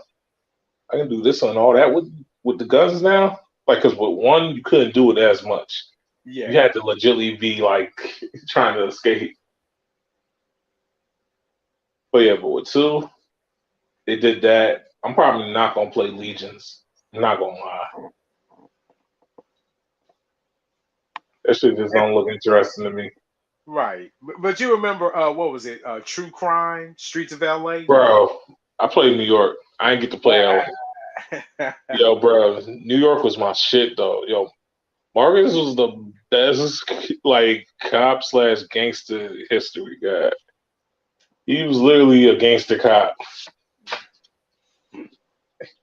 It's like he won well, depending on how you played him. How I played him, I didn't have Yeah. him arresting people over small shit. So it's like I usually stayed away from the drug dealers. I usually went after the bigger people or the bigger crimes. Right. Like because it's like usually whenever I got like the best of my like firearms and shit, I went to the black market for it. I didn't like go to the police armory. Police armory sucked. Same with their cars too. I had to go to the black markets for this. I legitimately had to go. Actually, no. Police had one good car that I liked that I used because it was an undercover cop car. But yeah, but as far as their firearms go, I had to go to the black market. I was like, yo, I can't do this. Okay, then I found out later you can cut his hair and all that. I was like, wait, I could cut his hair in the beginning if I wanted to. Nobody told me this. Yeah, It's it's like I could amazing. teach him different fighting styles. I'm like, nobody told me this. Yeah, it's amazing what you can find out later on. Yeah, and when I say later on, I'm just saying like after like the first maybe 30 minutes or half hour of the game. Yeah. Because that's when the stores I think start opening. Then you start really seeing like, oh wait, you don't unlock this stuff. And then I realized I'm like, you know why? Because everybody's usually in their cars all the time. Nobody's ever really patrolling the streets like that. Because it took me being on the patrolling the right type of street to actually see like a haircut place, to actually see a boxing place and all that, to actually do oh yeah, you could participate in street fights. Or you could participate in street fights, you could fight, you could drive a taxi, um, perform drug busts by yourself at that. Oh wow. Like you could, yeah, you literally could go into like certain missions will require you to go into certain buildings and really just break into shit and fuck people up. Oh, so that was you talk about an open world. So Bro, that's New York. That's yeah, true crimes New York. yeah. Like I tell people, this was before. I think this was right before or right after San Andreas came out.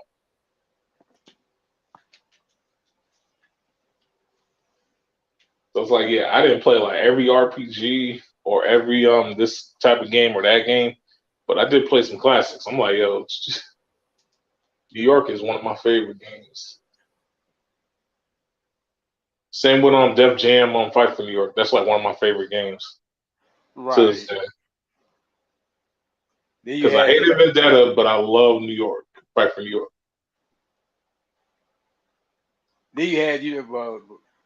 what was it about Vendetta that you wasn't feeling? Thing about Vendetta was it kind of like just you was honestly just fighting in the same ring all the time. It was literally that same ring, and maybe once in a while they'll change it up and throw something like different there. And then they made what's the dude name? He's the main villain in the first, but he your homie in the second. D Mob, yeah, yeah, I think it was D Mob or something like that. But yeah, him. It's like they made him overpowered. Like it took me forever to beat him. And I remember looking at a clip a long time ago, and I don't know if this whoever did this clip was either created a character, but this character was, well, yeah, he was black, but he had like white hair. I didn't know if he was a main character or was somebody that he created, but he was just going through everybody, and I mean literally everybody from Wait, Def Jam? yeah, Def Jam. Oh shit! Like in the Def Jam series. Not like, and at that time I didn't know if he was a created character or a main, but the gameplay was, I'm like, I don't know who he is, but if he running through these dudes like he running through them, well then hey, that's what you Yeah. talk about. You talk about a strong character. Like Yeah. I just got.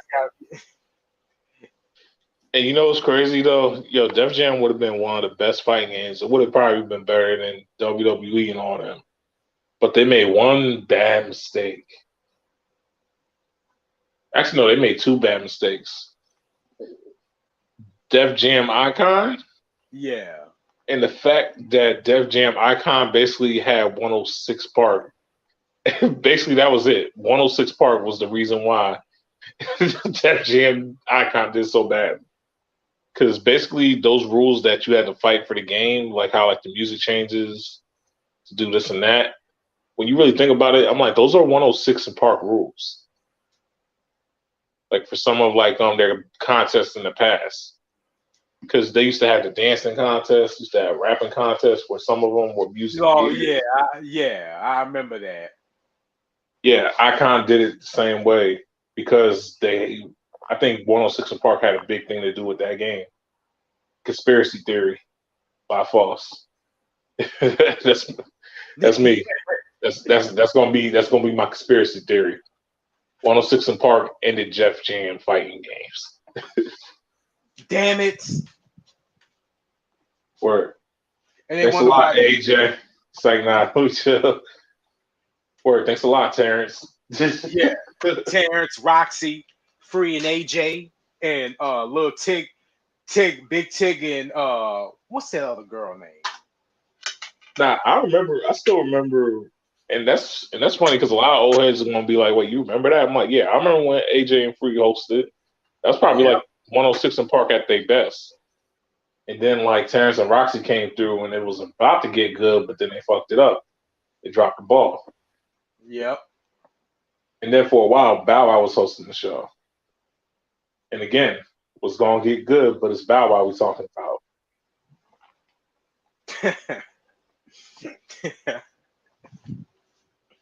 And it's funny because I like when it comes to Bow Wow, I like his younger music.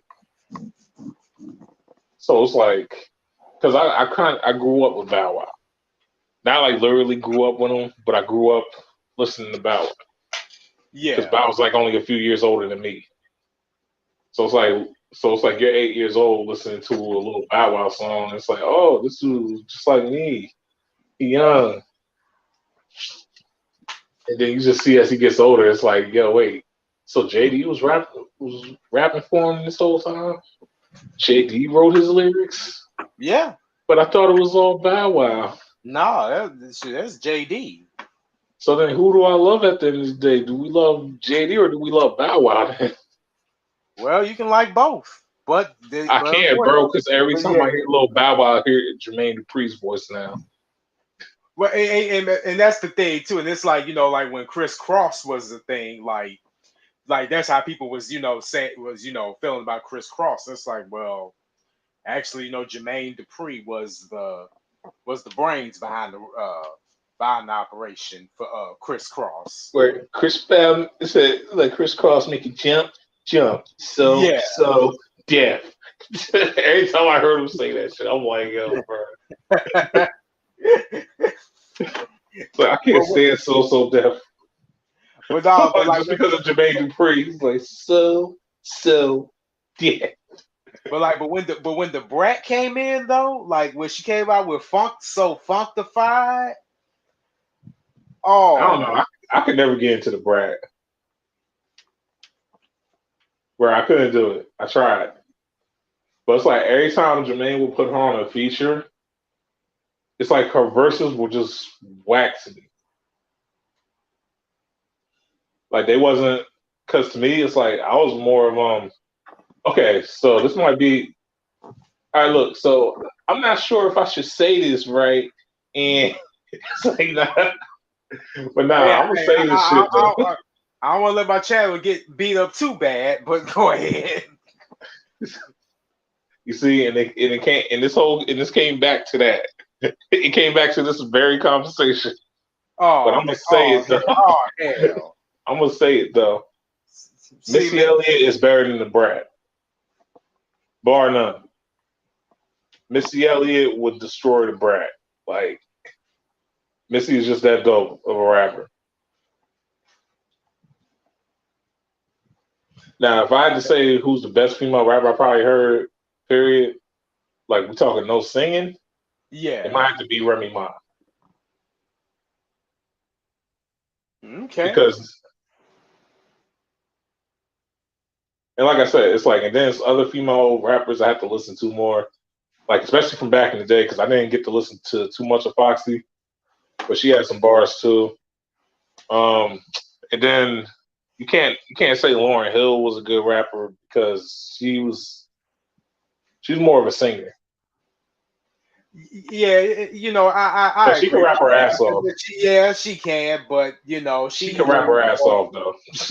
but she leans more towards the R&B side of things and not so much the rapping side of it. Yeah, so that's why why I didn't list Lauryn Hill as one of the top rappers is because she's technically not a rapper. But it's like if y'all want to consider Lauryn Hill a rapper, then yeah, she's on one of my top lists for that. Because oh my god, Doo-Wop is my song. Yeah. Shoot, yeah. Perfect production, perfect singing, perfect rapping. But you remember her during the refugee days, Ready or Not? Where, but it was like for me, it was like, man, it was like I fucked with her singing for that. Yeah, that was basically what made the whole song for me. Was like the hook. Like I really could care less about the Fugees like that. It was like Lauryn Hill. It's like that's all I could see. I was like, yo, I see Lauryn Hill. Who are the people behind her? I'm like, yeah, don't worry about them. Yeah, but here's hook that she did. Ready or not, yeah, you can't hide. Gonna find you. But the Fugees, I'm like, yo, who cares about the motherfucking Fugees? It's just like nobody cares about them. It's Lauryn Hill. Oh, come on, man! It's like, well, all right, well, technically speaking, but we can't ignore that. Again, they didn't at least contribute, something. But overall, oh no, you can't say Fugees didn't have a hand within like hip hop and R&B.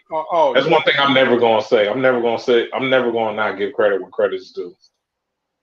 Like many rappers, like shit, even Soulja Boy gets credit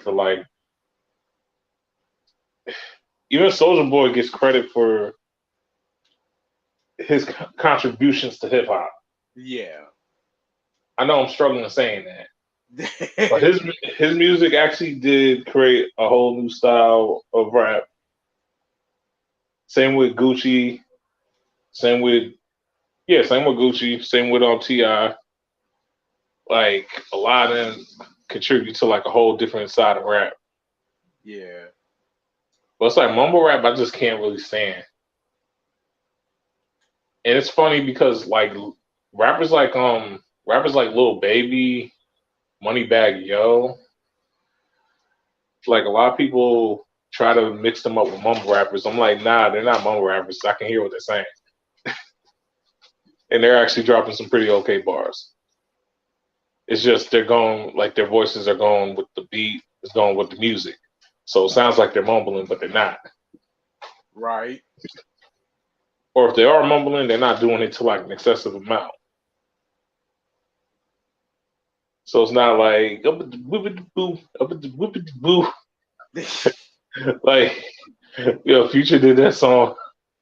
Did that song like was good with Drake? I was like, yo, Future, now you just being an asshole with it, bro. We Right. like you got that though, but I'm like, you did not have to mumble that. Because like Future was like the king of mumble rap guy, like he really was until like the Migos came. Then it was Versace, like it was, and I'm just like, yo, they kind of don't mumble either though. Right.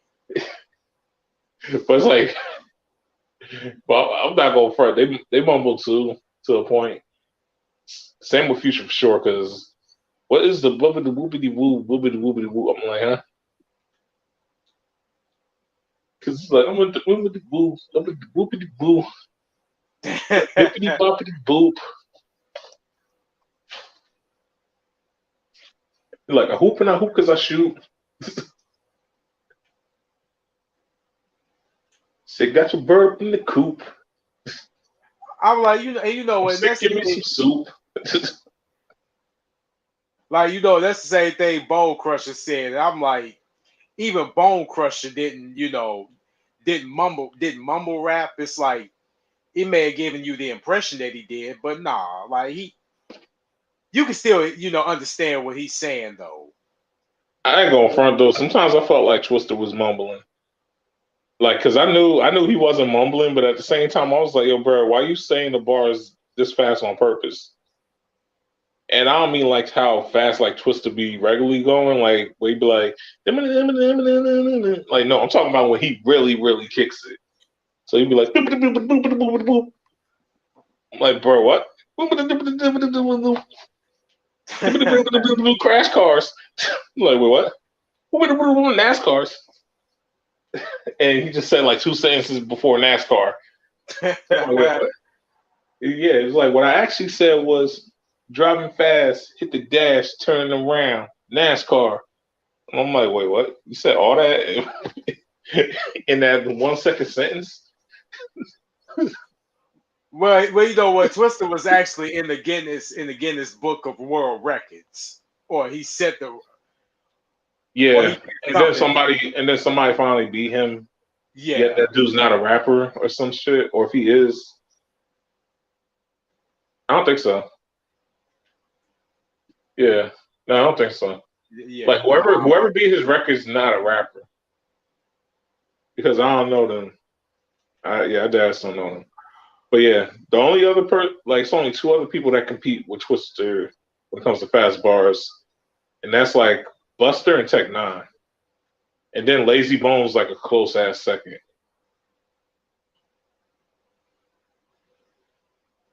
That's the thing too. It's like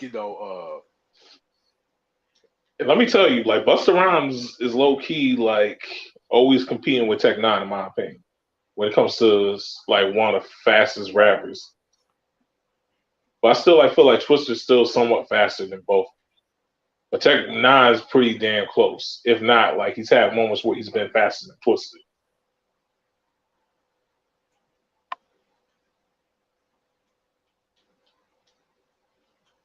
and sometimes I get jealous because whenever I hear when I hear them little fast bars like that, I just be like, man, I wish I knew how to rap like that, but I don't. So Now, like the problem I'm having is like I can hear the bars, but I can't ever repeat them because of how fast. Because again, how like the bar is structured. yeah, Because most people don't realize is when you listen to fast rap, a lot of times there might be like two bars within that one bar he dropped. right. So you're thinking like, okay, I can easily repeat it, or he's saying the words so fast that when you try and break down each word, you just get annoyed after a while. Right. This is make you want to just like, just throw in the towel. They try to Yeah, figure out they figure out another way to do it. I mean, you just like, all right, well, yeah, just because do it. you're used to a bar being basically two sentences that rhyme. Yeah, Like you're used to a bar being like that. But when you fast rap, you can make a 4 to 6 to 8 to as many sentences as you want within that one bar. So it's like so then you got what turns into a sentence ends up turning into Overnight Celebrity by Twister. Like basically your whole verse is like 3 of those bars within that one of his verses. and you know, Twister didn't already rapped. and one of my dudes,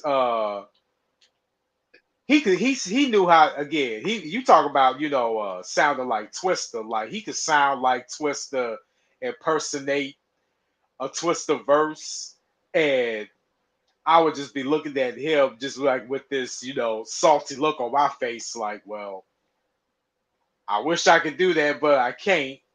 So I just be like, damn it, I hate you. And then you'll have people that I remember going to being at school, and then people be like, "Oh, flow like Twister," Or oh and he yeah, would, I know I forgot somebody. Eminem. yeah. People would have killed me for that. But you know why I don't say Eminem usually? I feel Why like is he be that? cheating. Especially the new Eminem. If it was old Eminem, I'd be more believable of it. But this new Eminem, you tell me he can rap as fast as Tech Nine, like no. I'm not believing that one. Yeah, you know what? I felt like they speeded up his verse or something. And they just like but that's no offense to M. I'm just saying. I kind of felt like you was kind of frauding with those bars. I I said with the bars with the flow. I felt like he was like trying to act like I wasn't gonna catch it. Like no, I feel like you did not write this as a fast verse, but that it got sped up as a fast verse. and then watch somebody gonna be like, you if you don't see it, then you're a hater. I'm like, all right, well, nah. Let's be But real. Had it have been, let's say, uh, so I guess if it was his, Eminem's old friend Proof, God rest his soul, if it was him doing that, making his flow sound fast like that, I'd still call this nigga out on it. yeah, I would yeah, still call Proof out on that. Like Proof, you know right, damn well you don't rap that fast. right. But nah, Proof So, was like the second person. Like he was like the second best in D12 though. oh yeah, I that don't even dude. know. Like Eminem really did bring his homies with him when it came to D12. And you know what? And it's a shame is that it's like even though he was associated with Royce the 5'9", it was just a shame that they couldn't be like paired off. Like have all of them in the group. Imagine if Royce the 5'9" was on D12. I don't think they ever would have broke up. Nah. And I remember like Royce saying that he would be like, "Yo, M, like just put them on, man." So he put them on, and then all of a sudden he got into it with a couple folks. So that was where it's like, all right, Yeah, well, but that's because like from how they was telling, like, cause it's like it's mad different documentaries about this one beef. Yo, this really is. It's like 3 different documentaries about Eminem and Royce the 5'9". Because on one side they have it making it seem like Royce the 5'9" is like this evil ass dude. Then on the other side they had us making him feel like he was misunderstood and that Eminem was low key an evil ass dude. It was like Cobra Kai. It was like me watching Cobra Kai. I yeah, was like, yo, what's going on here? It's like, damn, you an asshole. right, I'm like, oh, I never thought I'd see the day. Right, and that was like, man, we grew up having sympathy for Daniel because he was always getting his ass whooped, beat up, Or nah, he and, the and enemy. Like he the opposite shit now. I'm like, what's gonna happen? yeah, like what's up, man? Like Like, Daniel winning the championship caused this dude to get abused and end up becoming like a broke ass repairman until he loses that job. right, But yeah, I'm still finishing up season one. But yeah, but that was basically how I felt like watching like those documentaries about Royce and Eminem's beef. But then they became cool and shit. yeah, So, I forgot what was the reason why, but they ended up becoming cool and shit. I'm just like, yeah, this should have probably been a thing already. And that hip hop missed out on something good. oh yeah, It's kind of like how in my opinion, it's kind of how like it'd be like Tupac and Biggie actually having like a joint album together. That's something we don't have the luxury of ever hearing. But somebody in a different dimension probably done heard this Tupac Biggie album and is probably like, yo, I'm tired of listening to this though. It's dope as hell. yeah, And then be like, I wonder what happened if Tupac and Biggie never did a joint album. Meanwhile, in our dimension or our universe or whatever, we're just like, yo, I can't believe they died when they did. they just living it up in heaven, ain't they? And then it's Like like either that or like if somehow like the Biggie and Tupac from that time somehow got to our dimension and they'll probably hear about the beef and all that. They'll be like, wait, what started our beef and all that? Suge Knight. They're like, oh yeah, my past, like Biggie and Tupac. I said Biggie and Tupac. Biggie and Diddy bailed me out of jail, so I never got to really become friends with Suge Knight like that. And then I would have been like, oh, like damn it, Diddy. yeah, I was like, why'd you have to do that for? They're gonna be like, Daddy? yo, this is not my fault. The plane that we were supposed to be traveling on was a little bit busy, so we couldn't bail him out in time. So Suge took advantage of that. It's like, Yo, what if the Suge Knight hears from a different dimension right, where he knew Tupac and he knew what caused like all this shit to happen. So he comes to this dimension, gets Tupac killed, and gets Biggie killed too. So he can take over the world, but he can't because he get into too much trouble. right. But nah, though. But like, you remember rapper DOC? DLC. Yeah. Nah. Hmm. I'm thinking Well, about anytime you say DLC, I'm thinking of Dr. Dre for whatever reason. nah, but him and Dr. Dre are cool though. He was even a member of NWA at the time, and he had gotten to that car wreck and he lost his voice. And to me, I Okay, he think sounds a little bit more familiar now. yeah. And my thing is, hey, I got a conspiracy. I think it was Suge Knight who had something to do with that. Probably. Because it's like you can't really put it past people to them not to have an agenda, but then they'll try to defend their position like, "Well, I didn't do that." Well, I Yeah. wouldn't put it past you. No, and Because that's my thing because like I tell people this all the time. You know how like cartoons and other type of movies be making fun of time travel or yeah, saying like, yo, time travel is possible, and then like a lot of people in the real world, like in our real world, says like it's not possible to yeah, time travel and all that. I'm like, yo, it's like after listening to every theory, time travel is possible in a sense. It's just it's like, yo, we don't have the means yet. Like that's the thing, we don't have the means yet to time travel. It's the same as like space. Some people don't believe that like we actually flew an astronaut in space. Whether that's true or not, the fact is apparently we got the means to do that shit somehow. So it don't matter whether or not it's true or not if we actually can send people to like different planets. The fact that we're saying that we can kind of makes anything possible at this point. It's like people said we couldn't fly. We made planes. We made planes, helicopters, all sorts of shit. Right. People thought the internet would never really exist like that, and then we got the internet. There's mad people that probably thought phones would never be portable. Now we got these touchscreen phones and shit. Like we didn't even think touchscreen phones was gonna be a real thing. No. There's a lot of things that Because I people think you're like, yeah, because you're like what? You're like in the wait, Aaron, you're like in like the middle generation before the next, right? Because you're like with Kimmy. Because yeah, Kimmy's like the middle. Yeah, Kimmy's like the middle generation. Then it's me, and then it's like my brother's generation. yeah, So like, yeah, true that.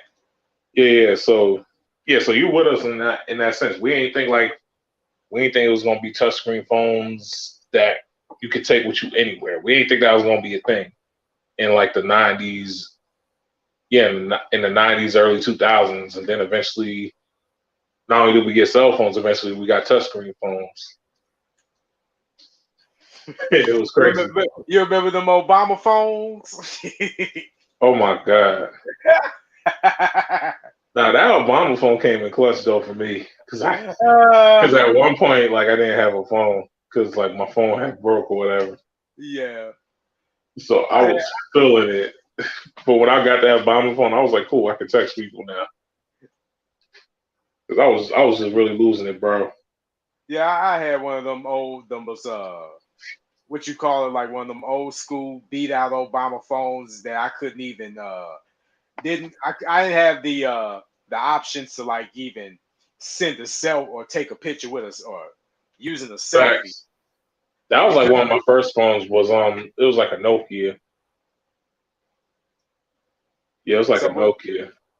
So when the moment that took place is like, man, I can't even do no selfies. I can't even get on Instagram or do none of that. It's just that's just what it's called, an Obama phone. Yeah. Like it's just good enough to get you to point A to point B. Like that's pretty much what that was. And if you was lucky, you had like a decent game on your phone because you was not trying to spend hella money just to buy a game. Right. Luckily for me, one of the games I had, it was like this high school RPG kind of game. I was like, yo, who puts this on a phone like this? Yeah. I'm like, it's whatever. This game used to help me pass the time, yo. It's like it was legit ass stories in this shit. Like I remember at one point, I think if I remember right, I had to go to school, or whatever, but I also worked at a bar and shit. This girl I wanted to holler at and shit. And then for whatever reason, the whole story just breaks off of that. Like, oh yeah, her boyfriend trying to kill you. He got the knife and all that. And you know the knife usually causes like a good 20 damage from your health. What? And it's like your character, and you gotta remember your character, he got school tomorrow, so he needs to go to bed by a certain time. So it's like you can deal with this fight, but it's like better hope you're not too tired. Right. Because like next week is midterms. I'm like, wait, what? But I'm fighting for my life here. He's like, why are you doing this to me? Like, I'm fighting for my life. You can't do this to your boy, man. Like, this is some bullshit. Or be like, stop your crying. Like, it builds character. This is college. I'm just like, yo, this really is college. Yeah, it is. Like, well, hard. But nah, I was saying that when I was like in like I think 8th grade. I was saying that bullshit. But then it's like when you actually go to college, it's like, you realize how. Like hard work builds character. Bullshit, yo, bro. If colleges was like, I said, well, colleges, I didn't say no. I'm not saying that, but I remember hearing that too from people, and they wouldn't necessarily say it to me, but they would just say it in passing, like as a flattery of a joke. And yeah. I'm like, really? Yeah, because now, honestly, in my opinion, bro, schools need to kind of be ran like colleges. So, like, especially once you get to like a certain age, I feel like schools need to be ran to college, like colleges. Right. Because think about it like this, bro. It's like I could do like all the stuff I learned in school didn't really amount to much. The only thing I really needed was like math and reading and being able to like structure sentences, like history and all that. Like, kind of were like a little bit on the secondary side. It's like they taught you a little bit about the president. They taught you about the Civil War. They taught you about slavery and all this other stuff. Like it was small stuff, and then they try to add like all this other stuff into it that wasn't necessary. Right. Because then they'll start talking about the Egyptians and all that. I'm like, fam, what does this have to do with us? You see, Egypt was an ancient time. Like, bro, you didn't answer my question. And King Tut, one of the greatest emperors of all times, but one of the youngest, was blah blah blah blah blah blah blah blah blah blah blah blah. And yes, False does know that King Tut was one of the youngest emperors ever. I know.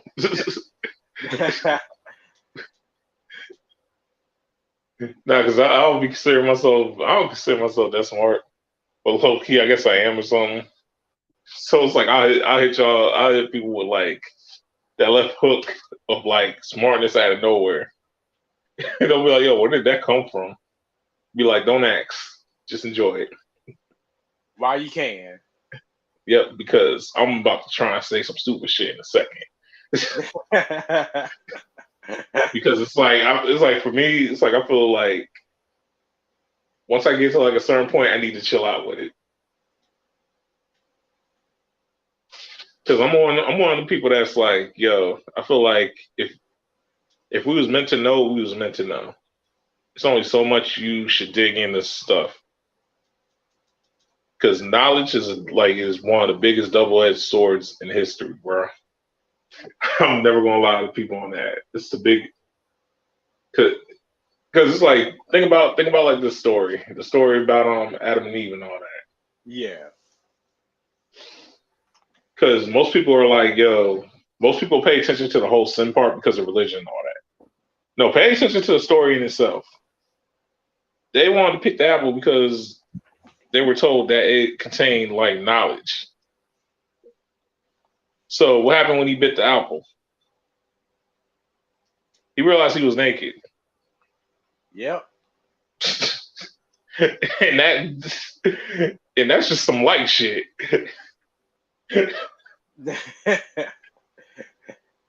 That's what I'm saying. That's just the light. That's just the light of it.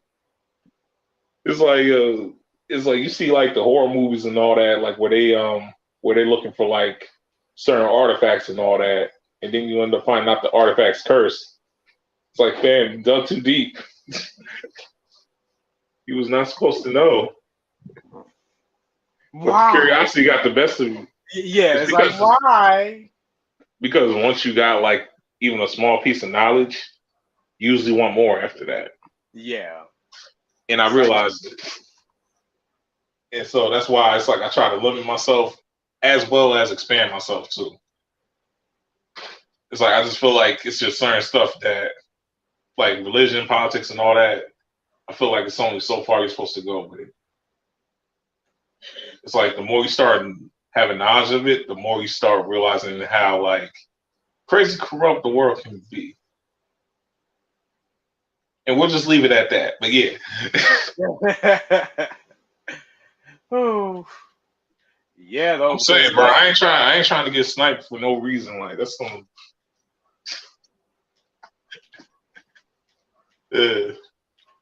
like I always say that, like, but even Nipsey Hussle was saying that same shit. Like, right? It's like, yo, if they do something, y'all better ride for me. Like, fam, you jinx yourself with that. I ain't gonna say that. All I'm gonna say is like, I'm gonna keep my mouth shut when I need to keep it shut. But best believe, if I feel strongly enough about something, I'm fighting for it. Yeah. So yeah, but no, though. But they was doing that even, way back then. Even before, the 50s and the 60s. A lot of things. Bro, they was even doing that with philosophers back in the day. Because if I remember right, it was this one philosopher. But I won't even see it. I don't think it was Socrates, but it was this one dude. This dude had to choose between being real or yeah, he had to choose between being real or staying in the city. Because like they was like, yo, you can't keep having these philosophies and all that. You can't speak this and that. So we're going to you'll get exiled from this city and we'll probably kill you too. Or you can just be quiet and be a good little dog. And he said, nah. And I respect him for standing up for this shit for sure. And then there was also this other this was actually during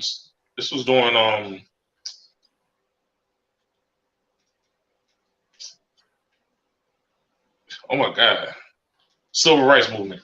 This was during the civil rights movement. There was one kid, like this dude was considered a philosopher in his own right. I never heard of him until like after like I got into like college. Because then that's when they really started trying to go into Black history. So apparently this kid was smart, like hella smart.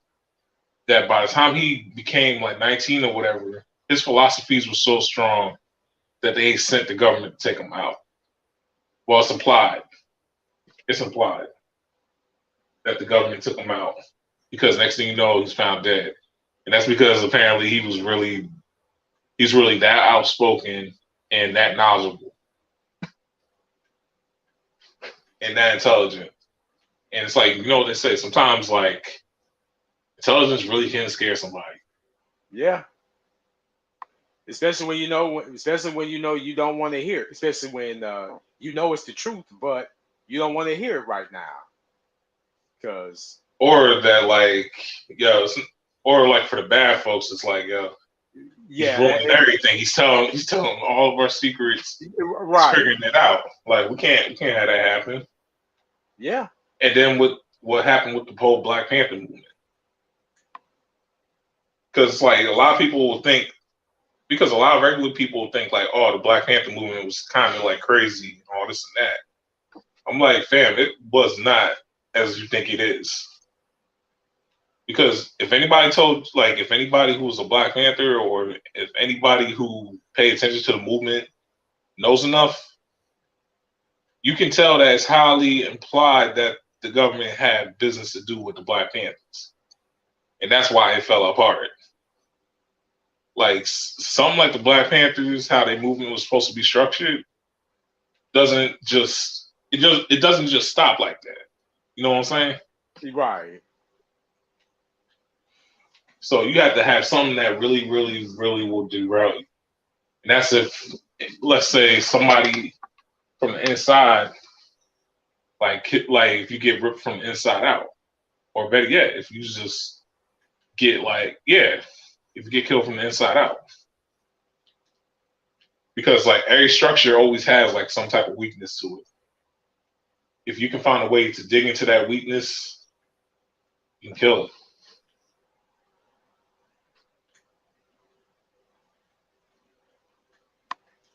And it's like you can also say that about like you can kind of say that about how the education system used to be to a point. Because in some ways, I still feel like even to this day, like education is kind of on the bad side still. Yeah.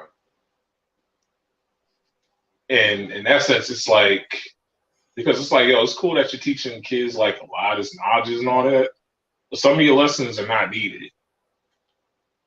It's like a lot of this could be like a lot of time you use it for this classroom could have been times you could have used to help build these kids into the working world.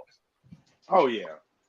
And you know, and I remember saying this not too long ago about, you know what, like everybody's so quick to talk about statistics. I'm like, nah, there's a thing called the new statistic, which is, you know, people that, you know, they go to college. I mean, hey, education is great, but later on down the road, how are they gonna pay their debt off? Do the books. Exactly.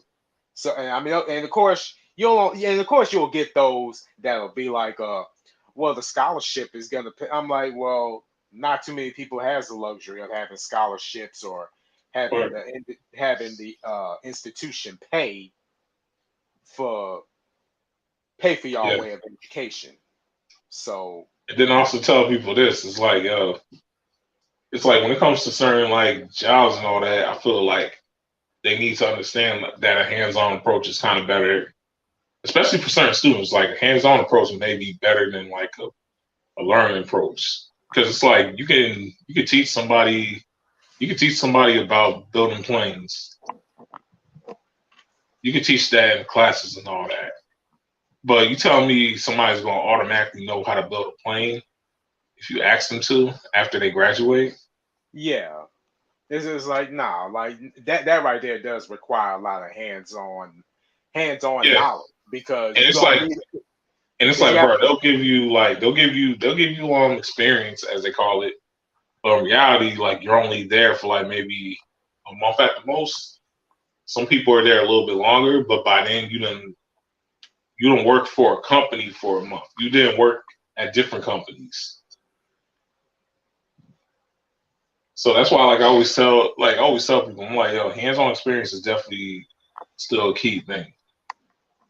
oh yeah, So like when they try to come at like my generation, like when it comes to like hands on experience and work, it's like you gotta understand a lot of this stuff they're trying to teach us through school now. They're not trying to put us on the field to do this. Because best believe, like if you would have had like a car building shop type of class or whatever in some of these schools, you would have more mechanics because kids would actually have a chance to learn and actually like what they do. right, Or like if you wanted like doctors and all that, it's like yo, you can teach kids that are interested in science about biology and stuff. You can go further into it. It doesn't have to be just we'll just brush up on it, or we'll do like a lesson about it. Like we'll teach you about cells and we'll teach you about DNA, but that's about it. Because that's basically all the information I could retain was like cells, DNAs, and how kids were born. So it's like what was the point of that biology class? I could have did something else with my yeah, time. right. And you know what? Because and now that you just said that, because now I'm not sure, again, if I even want to go here, but I'm thinking about, again, just like showing like a basic portfolio on about what I've been doing in regarding stocks and all, because I do have a Charles Schwab account and I got like what 300 shares in these stock companies. Yeah, That's and that's again, bro, this is stuff they could have taught yeah. like they could have taught children this. So Oh you yeah. feel me now? Like if you got like kids that are actually, I said, well, kids. If you got like young adults or whatever that are learning about stock and get into Yeah. stock, then they can actually do cheaper jobs because now they're investing in the stocks. Yeah. They'll And be and like and, and, they'll be and more that likely to help you raise the whole shit up. yeah, and that stock is actually making, again, it's doing the work for you instead of, you doing the majority or all the work yourself. I mean, you can make the trades. Yeah, you can, again, continue to hold on to it till you feel like, it's no longer, relevant for you. Like right now, like this, like what I'm in, like I think I got like what 35 shares of LCA. Now, for those of you who don't know what LCA is, that's I think that stands for Lancadia. Yeah, Yeah, it's like Acadia or some yeah, shit. right. I heard and of LCA before, which is and actually a pretty good company if I remember correctly. yep, and that partnership with Golden Nugget. Well, you gotta go Nugget too. Nah, I don't have Golden Nugget, but I'm just strictly with LCA. Yeah, Yeah, but they supposed to be doing a merger. Gold Nugget and LCA.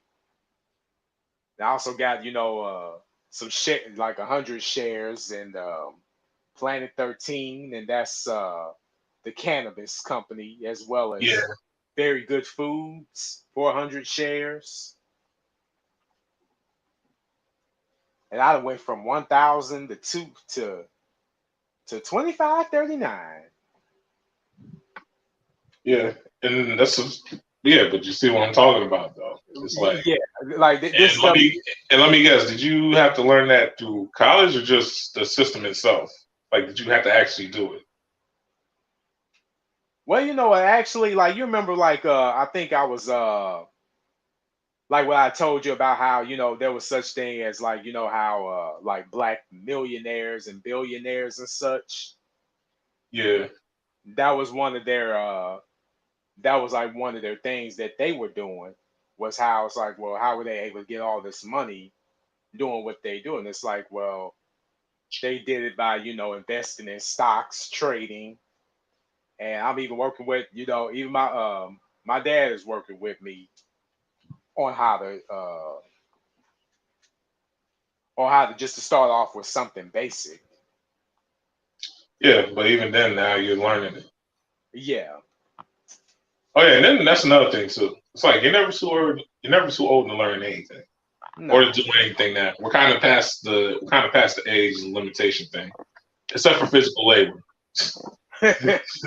Yeah, But it's yeah, like because just about anything else you can really honestly do now. It's like, yo, if you want to work in a big ass cubicle office or whatever, you can go to school for that.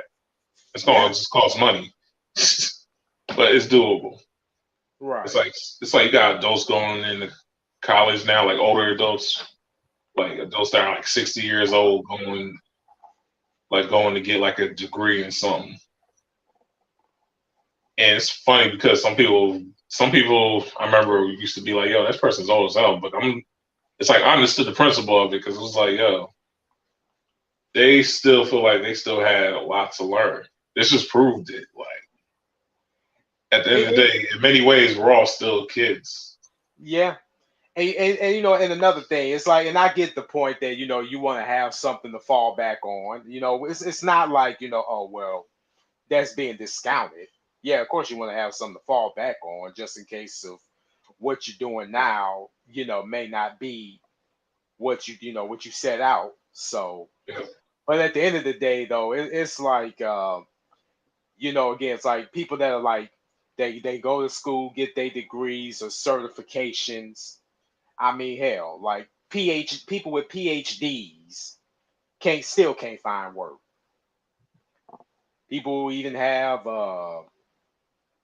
Which is crazy when you think about it, because I'm like, yeah. yeah, but nah, that's the government's own fault on that. Oh Because yeah. like they let the rich profit. Like no offense to the rich people when I say that, they let some of the rich people profit off of like them. They let them make money. So then you have situations where, like, you remember back in the day when McDonald's, like, you could be a McDonald's manager and have an apartment. Yep, I remember that. You can't do that I no more. right. Like, no, nobody can do shit like that no more. Like, and like my mom do used to say this too. Like when she was younger, even just being like a dude that flipped burgers, you could still get yourself a small apartment if you looked around. You can't do that no more No. because it's like, what used to be cheap home living is now expensive home living. It's like they jack up the price. They gotta jack up the price of rent because the land's price is jacked up.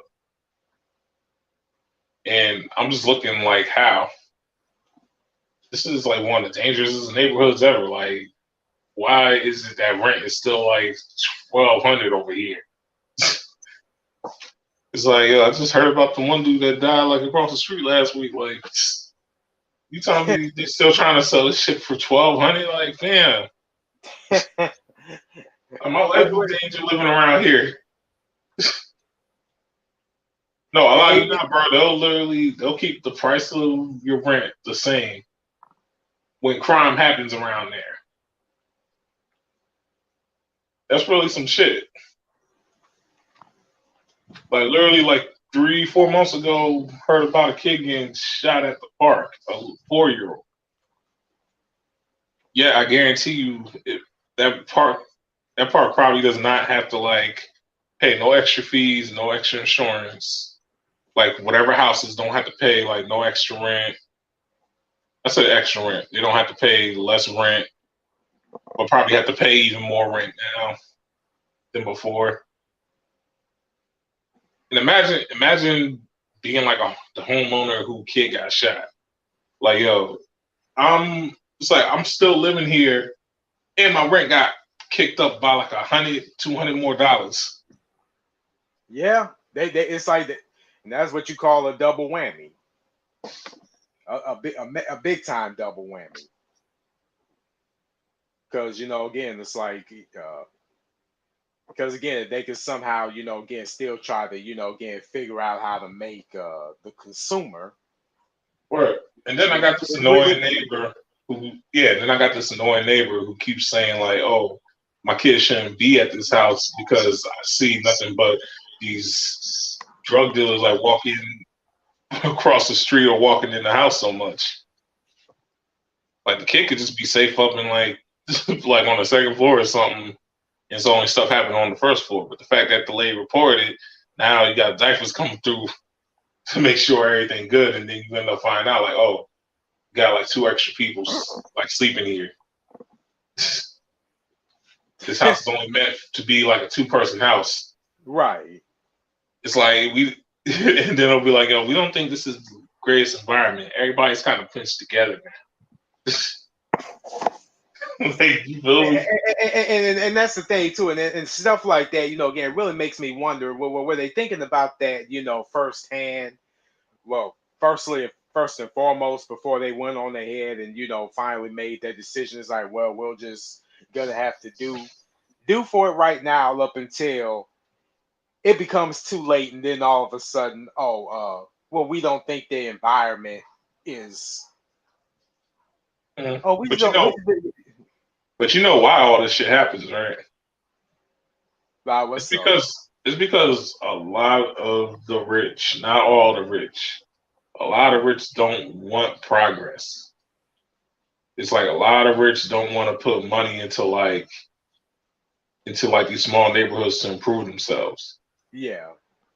Because imagine if some of like these corners or some of these like scary ass alleyways had actual security cameras, or some of these stores had better protection against people trying to break in.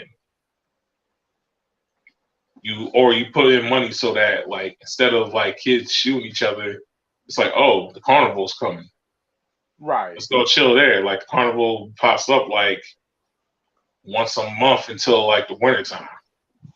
And then it's like the winter Christmas shows and all that stuff. And they're actually affordable for people to go and enjoy.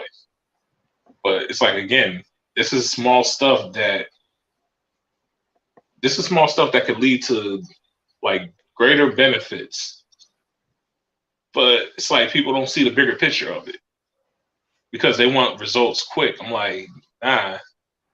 It's like with YouTubers too. I'm like, yo, a lot of y'all want to be YouTubers just because you see somebody else and them you may see successful. somebody else doing it. So yeah, because like that's like one of the main things I always hear. Somebody's like, yo, I'm trying to be the biggest YouTuber, or I'm trying to be a big YouTuber like PewDiePie or Markiplier.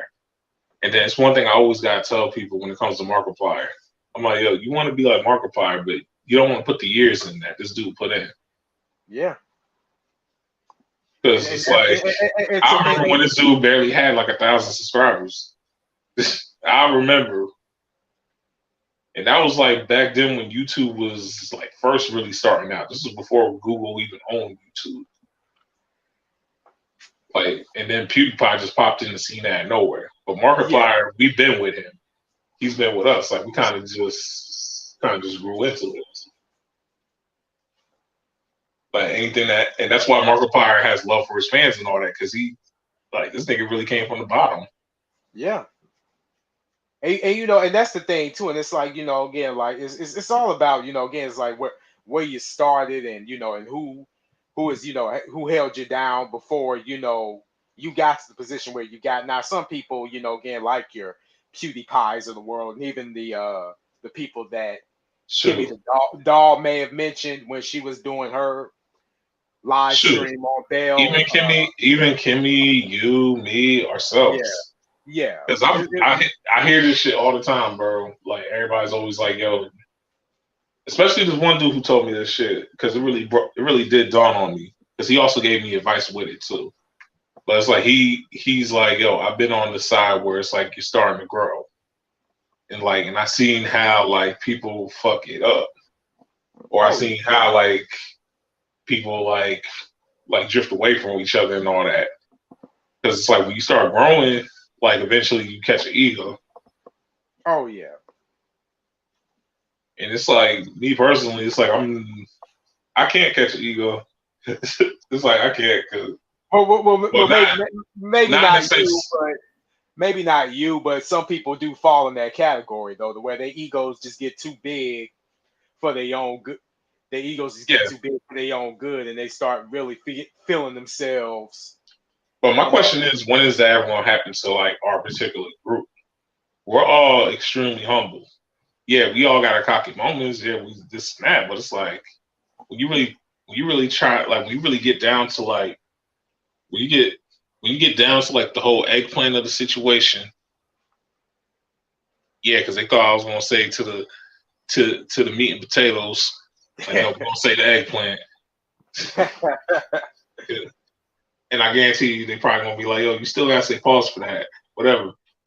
But yeah, when you get down to the part, like to the whole ego thing, like none of us have egos.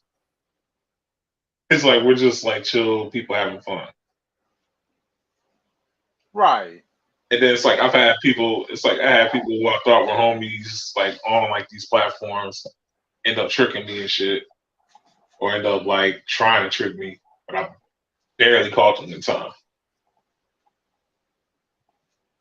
It's And like you know shit. what?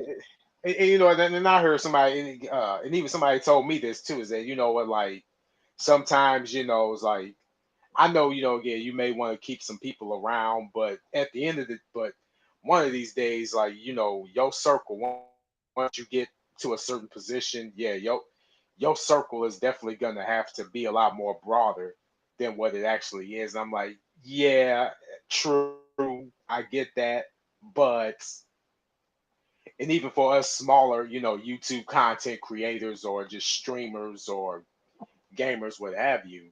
Um, Yeah, which is why like I kind of always like I always get if it's one thing that ticked me off real quick, especially if we're homies and shit. It's like a yeah, fam. You just gotta be patient. Eventually, I'm gonna come and see you eventually, or like I'm yeah, gonna like we're gonna get this collab going eventually, or it's like a yo, bro, just stick with me and just keep reminding me that you got collabs. But it's like once you start getting like attitude to me about it, then instantly I'm just like, yo, you know what? Now I'm really not going to fuck with you. Like now I'm really not going to like do any type of collabs with you. It's like I tell people, I'm like, yo, I got people I'm cool with. And yeah, it's like I can't even collab with them sometimes just because I still gotta edit a lot of my stuff, still gotta record a lot of my stuff. It's a lot for me to do in a day. I'm a CEO, so I gotta check on seeing how like the YouTubers or the Twitch streamers under me are doing. I gotta make sure that I'm paying attention to any content that they're bringing out, anything that they put to the table, and I gotta make sure I support that. Make sure I just talk to them on the regular, see how they doing and shit, or see if we can even do a collab. Because again, that's my group, so it's like who you think I'm gonna collab with first before any of y'all? It's gonna probably be people in my group. So the fact that it's like you getting pissed off at me, I'm like, yo, fam, if anybody should be pissed off at me, it should be the one person in my group right now that's holding me down because I haven't gotten to do a collab with him yet. yeah, And yet, like all this, like he never gets mad at me once. So it's like, why do y'all expect me to like really, like, you know what I'm saying? yeah. I do. And it's like, it's not like I don't have love for y'all. I got love for y'all. It's like, I just don't get that shit. It's like, what do y'all want me to like say it on the regular? Because I'm like, I've said it a few times that I love y'all. It's like I just can't name y'all specifically because it's like over 100 of y'all now. Like on my Twitter, bro, it's like 160 people now. Each of them I know. And It's like anytime, bro, anytime I do videos or live streams, the comments, people I know. And I'm like 229, I think, on here. Because YouTube keep taking my subs, but that's besides the point. Right. So it's probably even more than that. So it's probably like over 500 people. Like my Instagram like just went up to 20 people.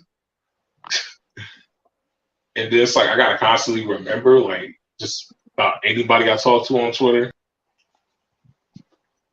Because it's like I follow people that don't follow me back, but still might talk to me. So it's like I'm still cool enough to have a conversation with you, but you still don't want to add me type shit. Yeah, so it's like I got people like that who I gotta remember too. So it's a lot of people. Yeah. It's like it's like not like I ain't forgot about you, like even on this so-called collab, we'll get to it eventually. Yeah, and you know what's dumb crazy, bro? That's just the people online I mentioned. Yeah. Imagine it's like you got a Facebook over 300 more people that you know. And then that don't count like probably over like 100 people in your family. There's people that your homies know. There's people you work for. It's people that they know, or it's people that you've seen. You got like if you work in like in customer service or anything that relates to you having to serve like any type of customer, you probably done had like a few that you had to memorize. So it's probably a whole bunch of them too. Got teachers if you're going to school, got homework and all this other stuff. Like when am I supposed to get the time for all this? To me, that just goes to show you that your time is less valuable than it's like they want to occupy your time so you could make time only for them, and it's just like like that. That's just so out of that.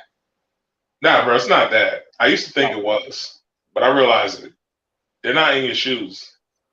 Oh, it's like because it's like you can have the same brand, but it's not the particular shoe. And I don't mean that in an offense. So it's like we can both be wearing Nikes, but my Nike's meant for basketball. Yours is meant for football. So, or better yet, like actually no, better analogy. Actually, no. Actually, that's a good analogy because football has the spikes on them. So imagine a basketball player trying to play basketball on a football field or trying to run on a football field. You know what happens? You bust your ass a few times. Yeah, right. Cause I tried it. I tried it. Well, actually, no, I tried it with soccer, but that's besides the point. But yeah, it's like, yo, I tried it. Like, you slip a lot. You fall a lot. Yeah.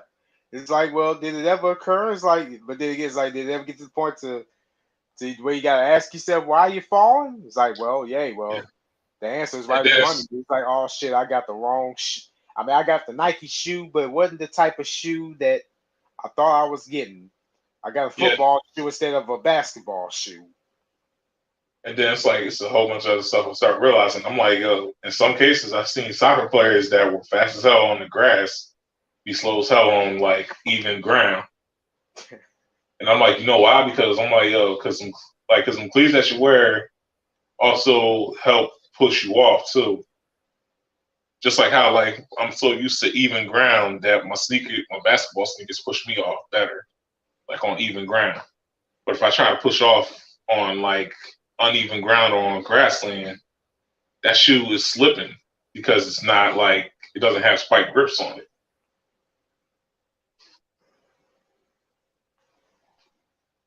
But yeah, that's my point in the analogy. It's like, fam, you can't say that my work's easy until you legitly do it.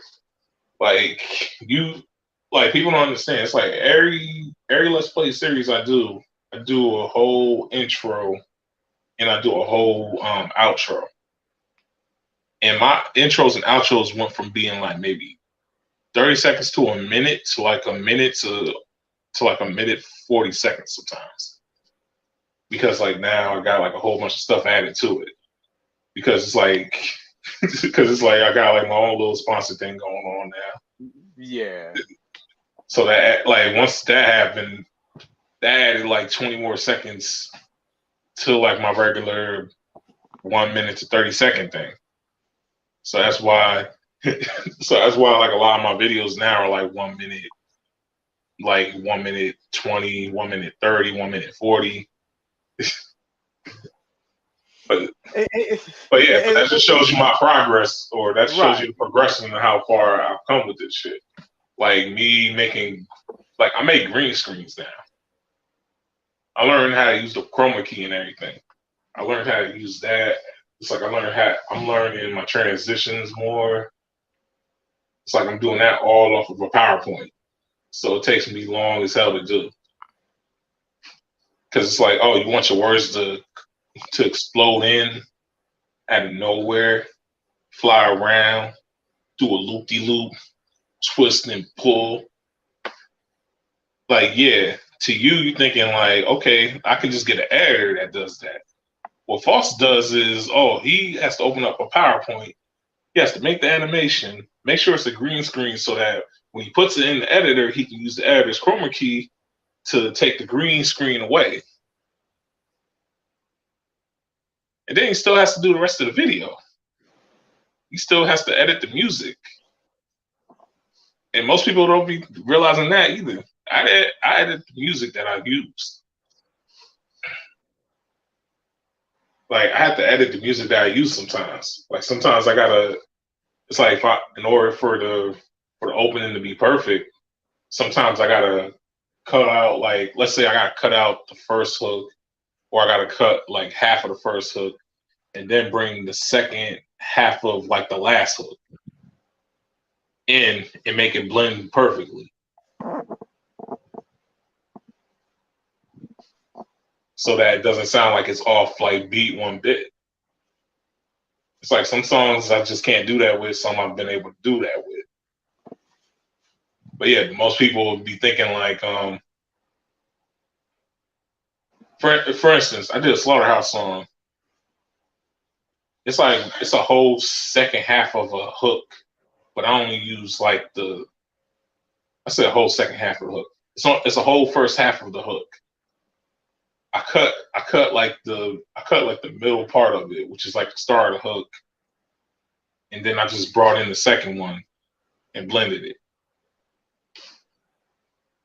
And I had to do that through Audacity. I couldn't do that through PowerPoint. I couldn't do that through my editor. I had to do that through Audacity, just so I could actually be able to zoom in and properly see the lines. And they're like, "What lines are you talking about? The wavelengths." It's like, Foss, what are you talking about? I'm talking about something that took me over maybe an hour to do that used to probably take me over like 4 or 5 hours to do. It's a lot of work. Yeah. It's like something that you probably would take like 2-3 days to do. I have to like I got into the point where I can do it possibly in an hour. But that's not me being cocky. It's just me letting you understand, like, yeah, this ain't easy. It's something I really have to do. Yeah. It's like everybody's so quick to be like, yo, this is easy and that, but it's like, yo, I never seen one of y'all just spend the whole day editing. Cause I can't. I can, but I say I can, but it's like eventually I need a break, and after a break, I just want to chill out. I don't want nothing to do with like a computer or a video game. And then that's usually when people start asking me about collabs and shit. And I'm like, yo, bruh, I got you. Or it's like that, yeah, or usually like from there, it's like, yo, okay, so what day then? It's like, yeah. Dang, it's like they want a right now type of thing, like no, it's more of a like, yo, where you been at type of thing. Oh, okay. It's like, yo, we should have been collabed. It's like, oh, you missed a perfect chance for me to collab with you. But it's like people gotta understand. It's like, yo, it's like I don't need collabs. The fact that a collab is just it's a friendship thing. Yeah. You know? It's like I'm not just coming up on like AMR's like podcast just because like, oh, he asked me 1,000 times. Like I seen that he was streaming. Yeah, I and that know was that he likes to collab with everybody. So shoot, I don't want to play no video games or nothing. I'm just and, talking to my bro for a bit. that's the thing too. Like me, like I just came on, get just for the sake of, get just coming on, not only just talk about this issue, which, even still, even for again, like the Star Wars, the Mandalorian, it's like, hey, well, even though we already I touched quite a bit of it, but we'll see, because the story, I think something is gonna probably come out of it, good, bad, or indifferent, but Yeah, still, this old girl still need to go shut up and go sit down somewhere. she do. I think they're gonna give her that spinoff though. That's like my thing. I think they are. And the thing, and then her character, it's like, for people that's gonna be like, well, I'm like, no one's talking about her character. We're talking about the actress. Mm-hmm. It's like it's amazing how people would get the two of them mixed up into thinking that they're one and the same. It's like, well, guess what, Cliff? Let me tell you something. Cliff Huxtable is a nice man. Bill Cosby ain't. Yeah, so I never thought I'd hear somebody ever say that shit. That's how you know. That's how you know. Like that's how you know someone was kept under the dark for a minute. Right. Because like to think you could ever actually say something like that about Bill Cosby and actually be right about it. It's like, yeah, Bill Cosby was actually a terrible person. He did this and that to them women. Right. And you know what? And not only that, like he would always chastise other comics just for cussing when they do. And it's like, well, don't you find it hypocritical that it's like, okay, well, your comedy act is clean, but your lifestyle ain't. Yeah. Now there's only because here's the thing. They try to say like the reason why they tell a lot of people like not to curse as much is just because like they want you to be able to present yourself in a better light, in a sense of having like a huge or bright, or if not like an immense amounts of vocabulary. Right. Like they want you to be able to project yourself and articulate yourself to the best of your abilities. Because in a sense, they know that you kind of influence the youth and all this other stuff. But then it's like some of us like me who's like, yo, I'm not here to influence the youth. Like I'm gonna say that off rip. I'm not here to influence the youth. Anybody that watches my stuff, I'm like, yo, you gotta be a certain age. It's like if you're a kid or whatever watching my stuff, don't expect me to be talking to you. Like I don't know you. You don't exist. I appreciate your support, of course, nonetheless. But it's like, yo, I understand at the end of the day, it's like me acknowledging you under 12, under 13-year-olds is not good for me whatsoever. It's not like I don't got love for y'all. It's like I do got love for y'all. But it's like y'all gotta understand. YouTube is a platform where only the 13 and up are allowed to have accounts. Where only the 13 and up should be allowed to even watch like what we watch here. It's like you should honestly be watching YouTube Kids. Yeah, it's not YouTube adults. And again, I'm about to quote somebody, even though he's not necessarily the most liked person in the world. I mean, but hey, what?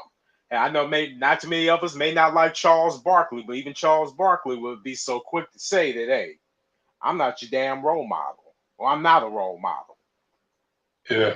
So it's like, yeah, you can see me on TV. You may see me shooting a ball or even doing some commentary, but yeah, but that ends up happening a lot of times because like, and I'm not talking about the parents that work 2 jobs or work like a tough ass 9 to 5. I'm not talking about y'all. I'm talking about deadbeat parents when I say this. they don't pay attention enough to their kids, or they don't like teach their kids enough. They expect the system to do that. And it's like, yo, you can put your trust in the system, but at the end of the day, you should be somewhat in tune to what your kids learning.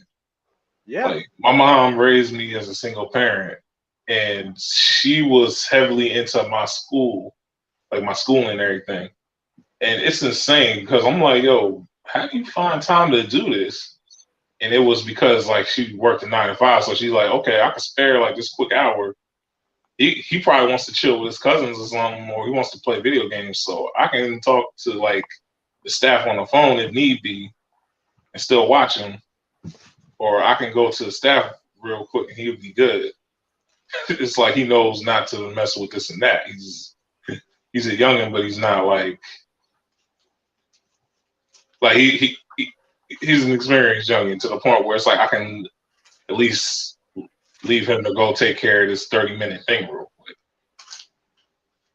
Plus, like his brothers should be home in like 5-10 minutes, or his sister should be home in like 5-10 minutes.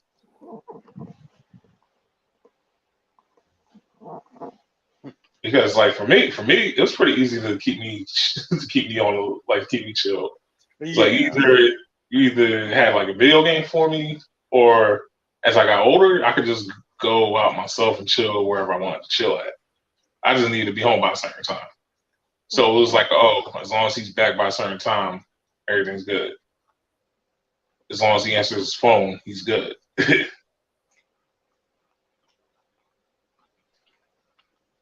But yeah, everything else was just like, that's what I'm saying. It's like, I'm not saying like dive head first into your kid's studies, but at least have like some type of understanding of what your kid's learning. Yeah. Because for all you know, your kid could be learning just to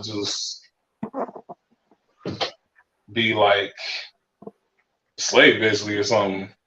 Right. You can find out like, yo, your kid's being taught to believe that Abraham Lincoln was like a non-racist, like just like this really super pure guy.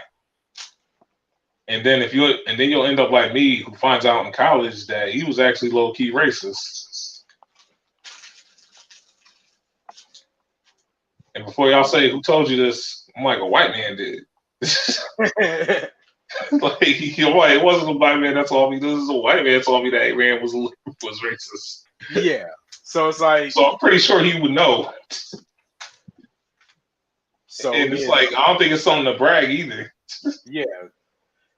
And if you up and if you mad because because you found that information out firsthand from somebody that looks like Abraham Lincoln, well then you could take it up with him.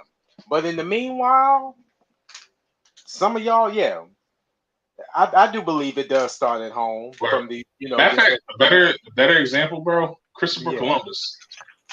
Oh yeah. To this day, bro, I bet you like they still tell kids like, yo, Christopher Columbus was this nice and cool dude, and all this other stuff. And I'm like, yo, did you not hear about the company he worked for? Well, oh, what company he worked for? A company called Spain. I believe you know that country. I believe you know them. Yep. Yeah, so they then took over almost all of South America, and they was coming for the North too. Yeah, they was taking over a whole bunch of lands, and guess who guided them there? Christopher motherfucking Columbus, Mr. Italian himself. Mm-hmm. Now, how does that feel?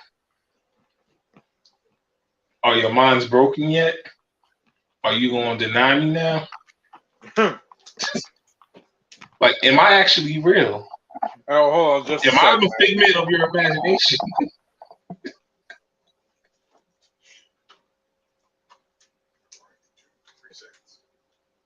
I'm still confused. But yeah, it's like, am I a figment of your imagination? Who knows? Find out in the next episode of Dragon Ball Z. Second half.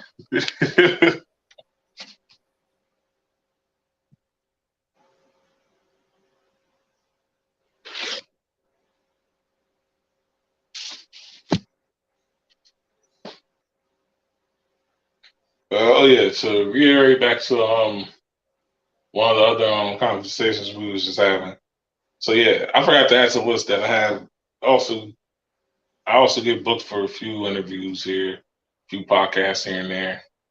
So yeah, that's another thing to add to the list there. So it's like just because like I can tell you, just because I can tell you something doesn't mean I'm telling you the full extent of it. It just means I'm telling you like part of it, just so you get like a small picture of the fact that I'm busy, just by me saying that I'm busy. I'm not gonna off the bat like have all this stuff ready to tell you. That's how it is. Do I miss anything or Nah. I was going back to like one of the previous conversations we was having because I no? forgot to mention that sometimes I get booked for other podcasts and stuff like Yeah, that. yeah. And then of course like every Thursday I'm chilling with Kimmy and them. Mm-hmm. So yeah, I'm just like yo, just because I might not name like the whole list of things I gotta do doesn't mean I'm not busy. It's like, bro, sometimes bro, like when I take a break, you know what my break's like sometimes, bro? Well, not sometimes, most times now.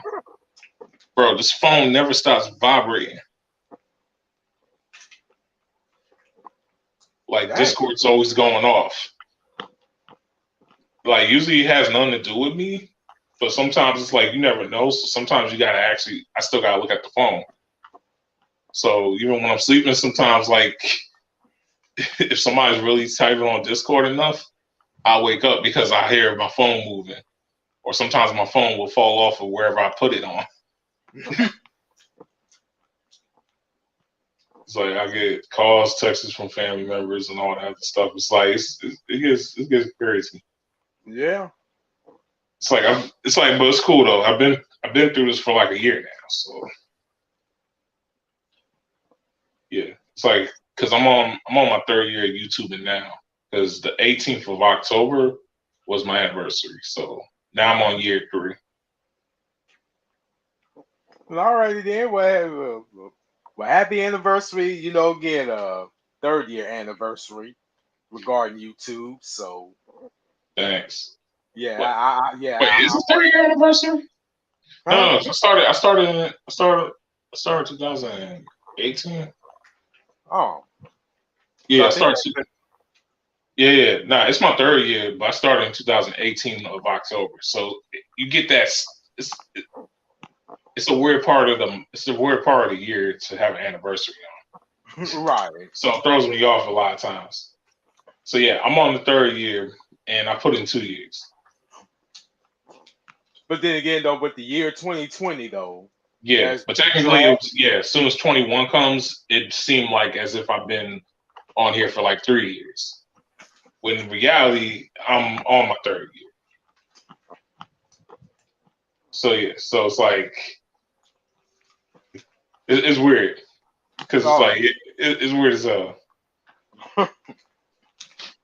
because I can't even imagine, you know, again, like, you know, the question, well, how do you think 2020 has been, you know, been to you? I'm like, well, this is like 2020 has been trash.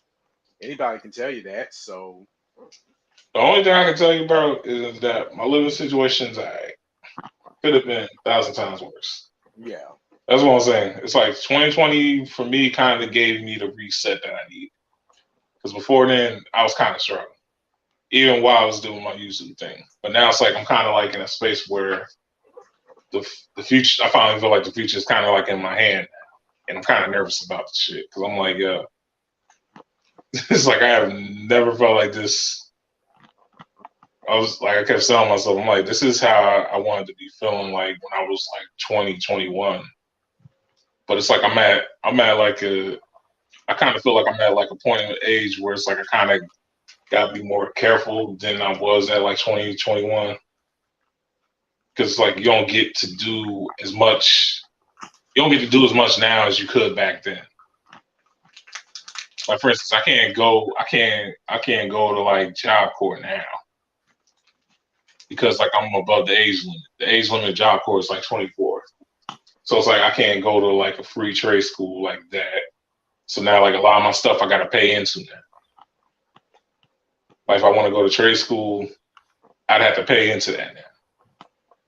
You want to learn how to be a nurse, you got to pay into that now. Like you want to go to community college or college, you got to kind of pay into that now. Like you really do. But that's like the one thing I can say though. It's like, yo, at least I know like I got the option of doing what I want to now. It's just about being smart, making sure I just save a lot of my funds. Right.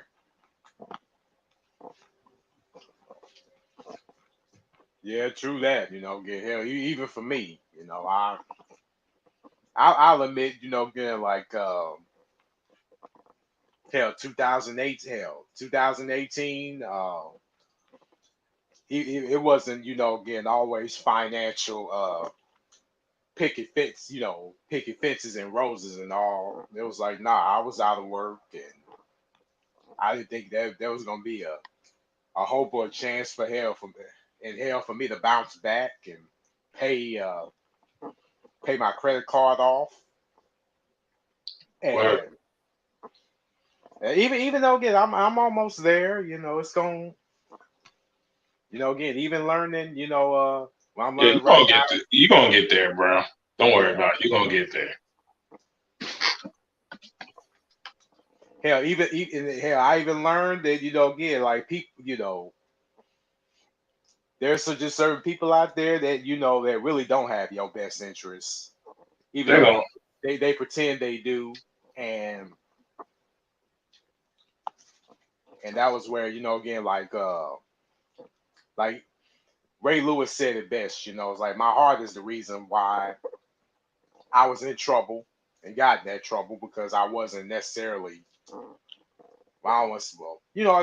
man enough or strong enough to say, hey, y'all may not be, evil people, but y'all not going where I'm going. So all this financial responsibility and other things like that, my life changed immediately within less than 24 hours. Mm-hmm. And it's great, yeah. But that's what I'm saying. That's life, though, because it's like I thought I wanted like a big ass house growing up, until like I started realizing how much chores and stuff I want to do. I'm like, yo, I kind of don't want to live in a big house. It's like at the most, I kind of just maybe get like a 3-4 bedroom condo or whatever. Call it a day off of that.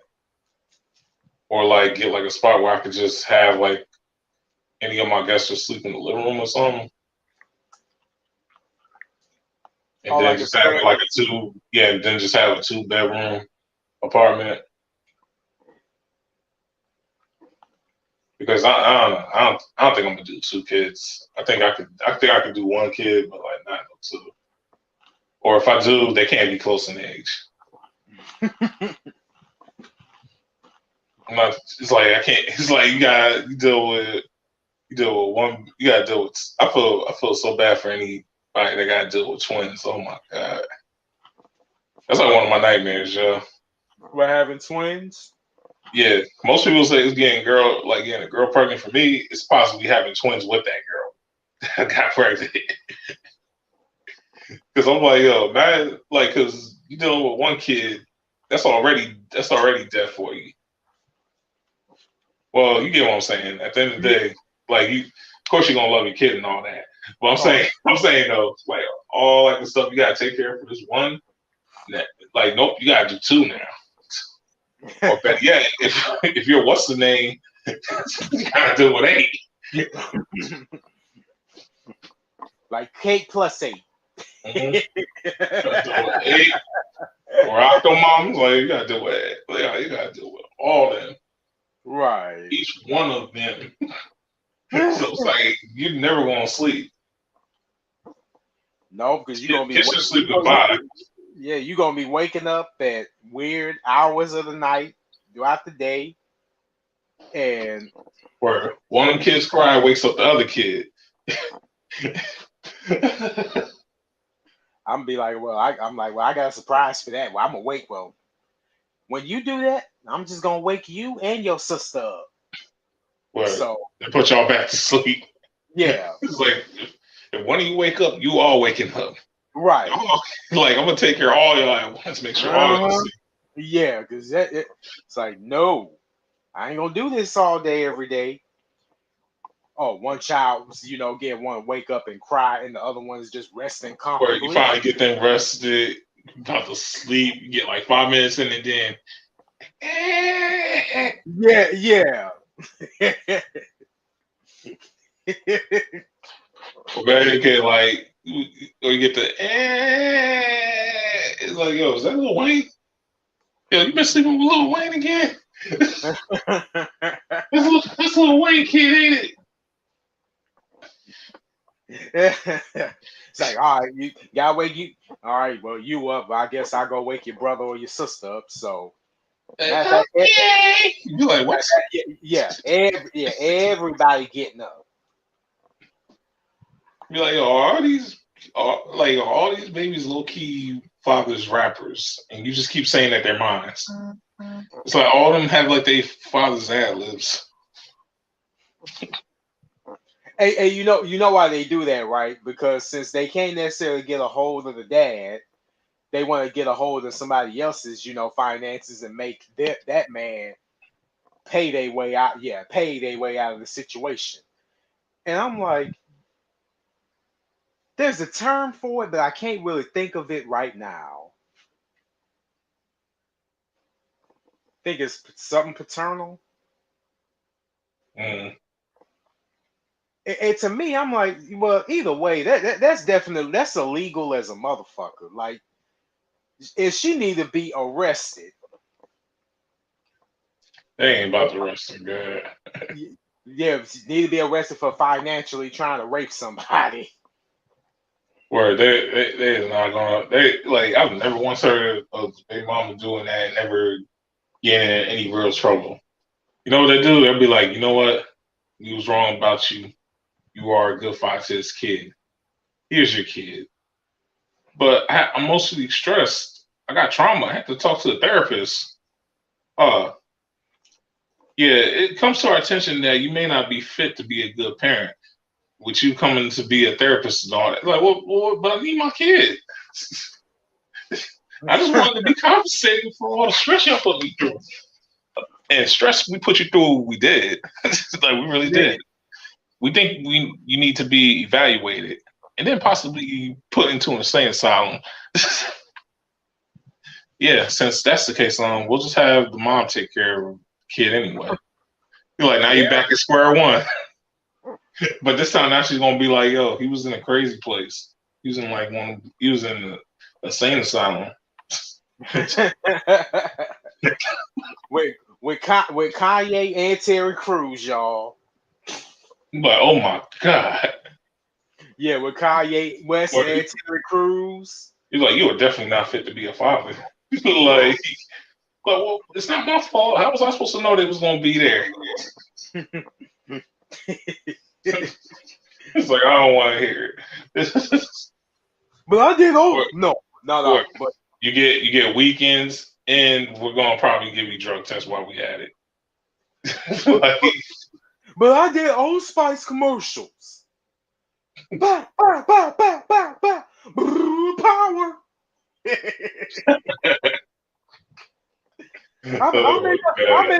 I made my chest pop for you. Yes, and you also let a man inappropriately fondle you. That's what you said. Oh, come on. I mean, you gotta think about it though. It's like, what is Terry Crews gonna do if he can't be in Hollywood? Because he probably can't be a bouncer. Like, even though he's big enough, too many people are gonna want to try him. So I think that's why he's like, he don't want to get killed trying to be a bouncer or a security guard. Right. He's probably not good with computers either. Well, you know what? All he could probably do was act. Well, you know what? It has been said that he can draw. This is allegedly or hearsay that he's a good artist. But Yeah, but art's kind of gone down. It's tough for real artists to really get paid for their craft. They legitimately have to like either offer their services or they gotta like really be on the streets with it. right.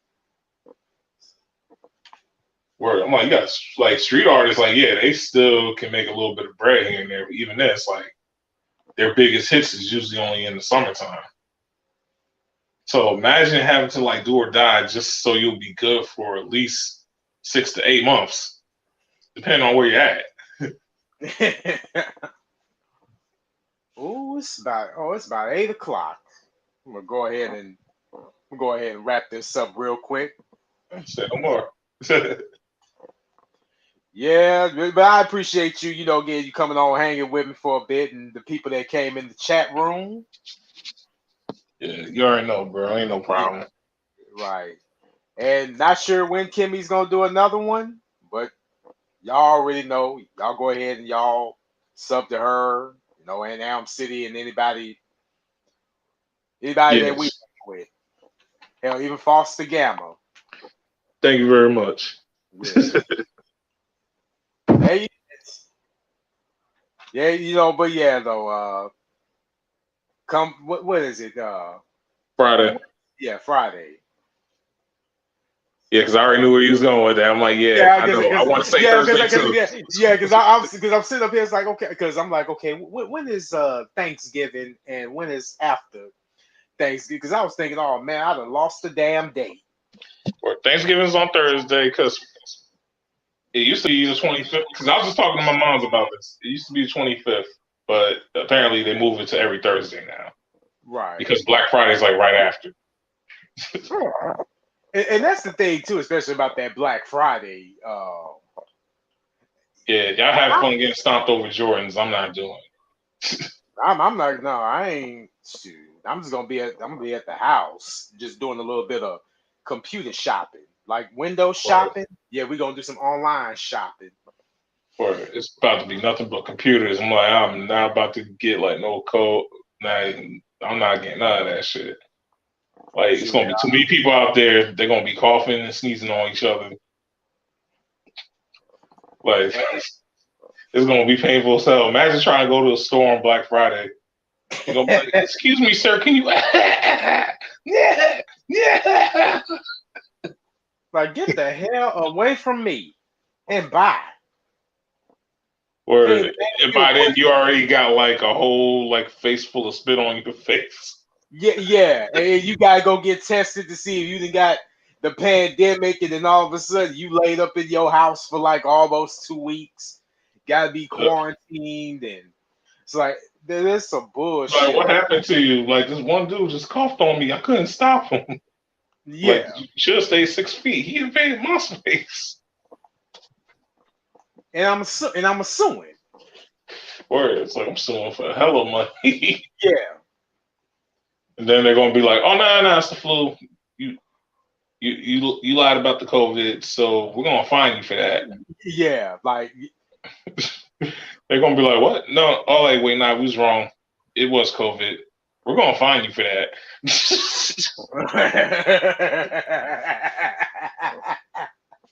So either way, I got to get paid. Mm-hmm.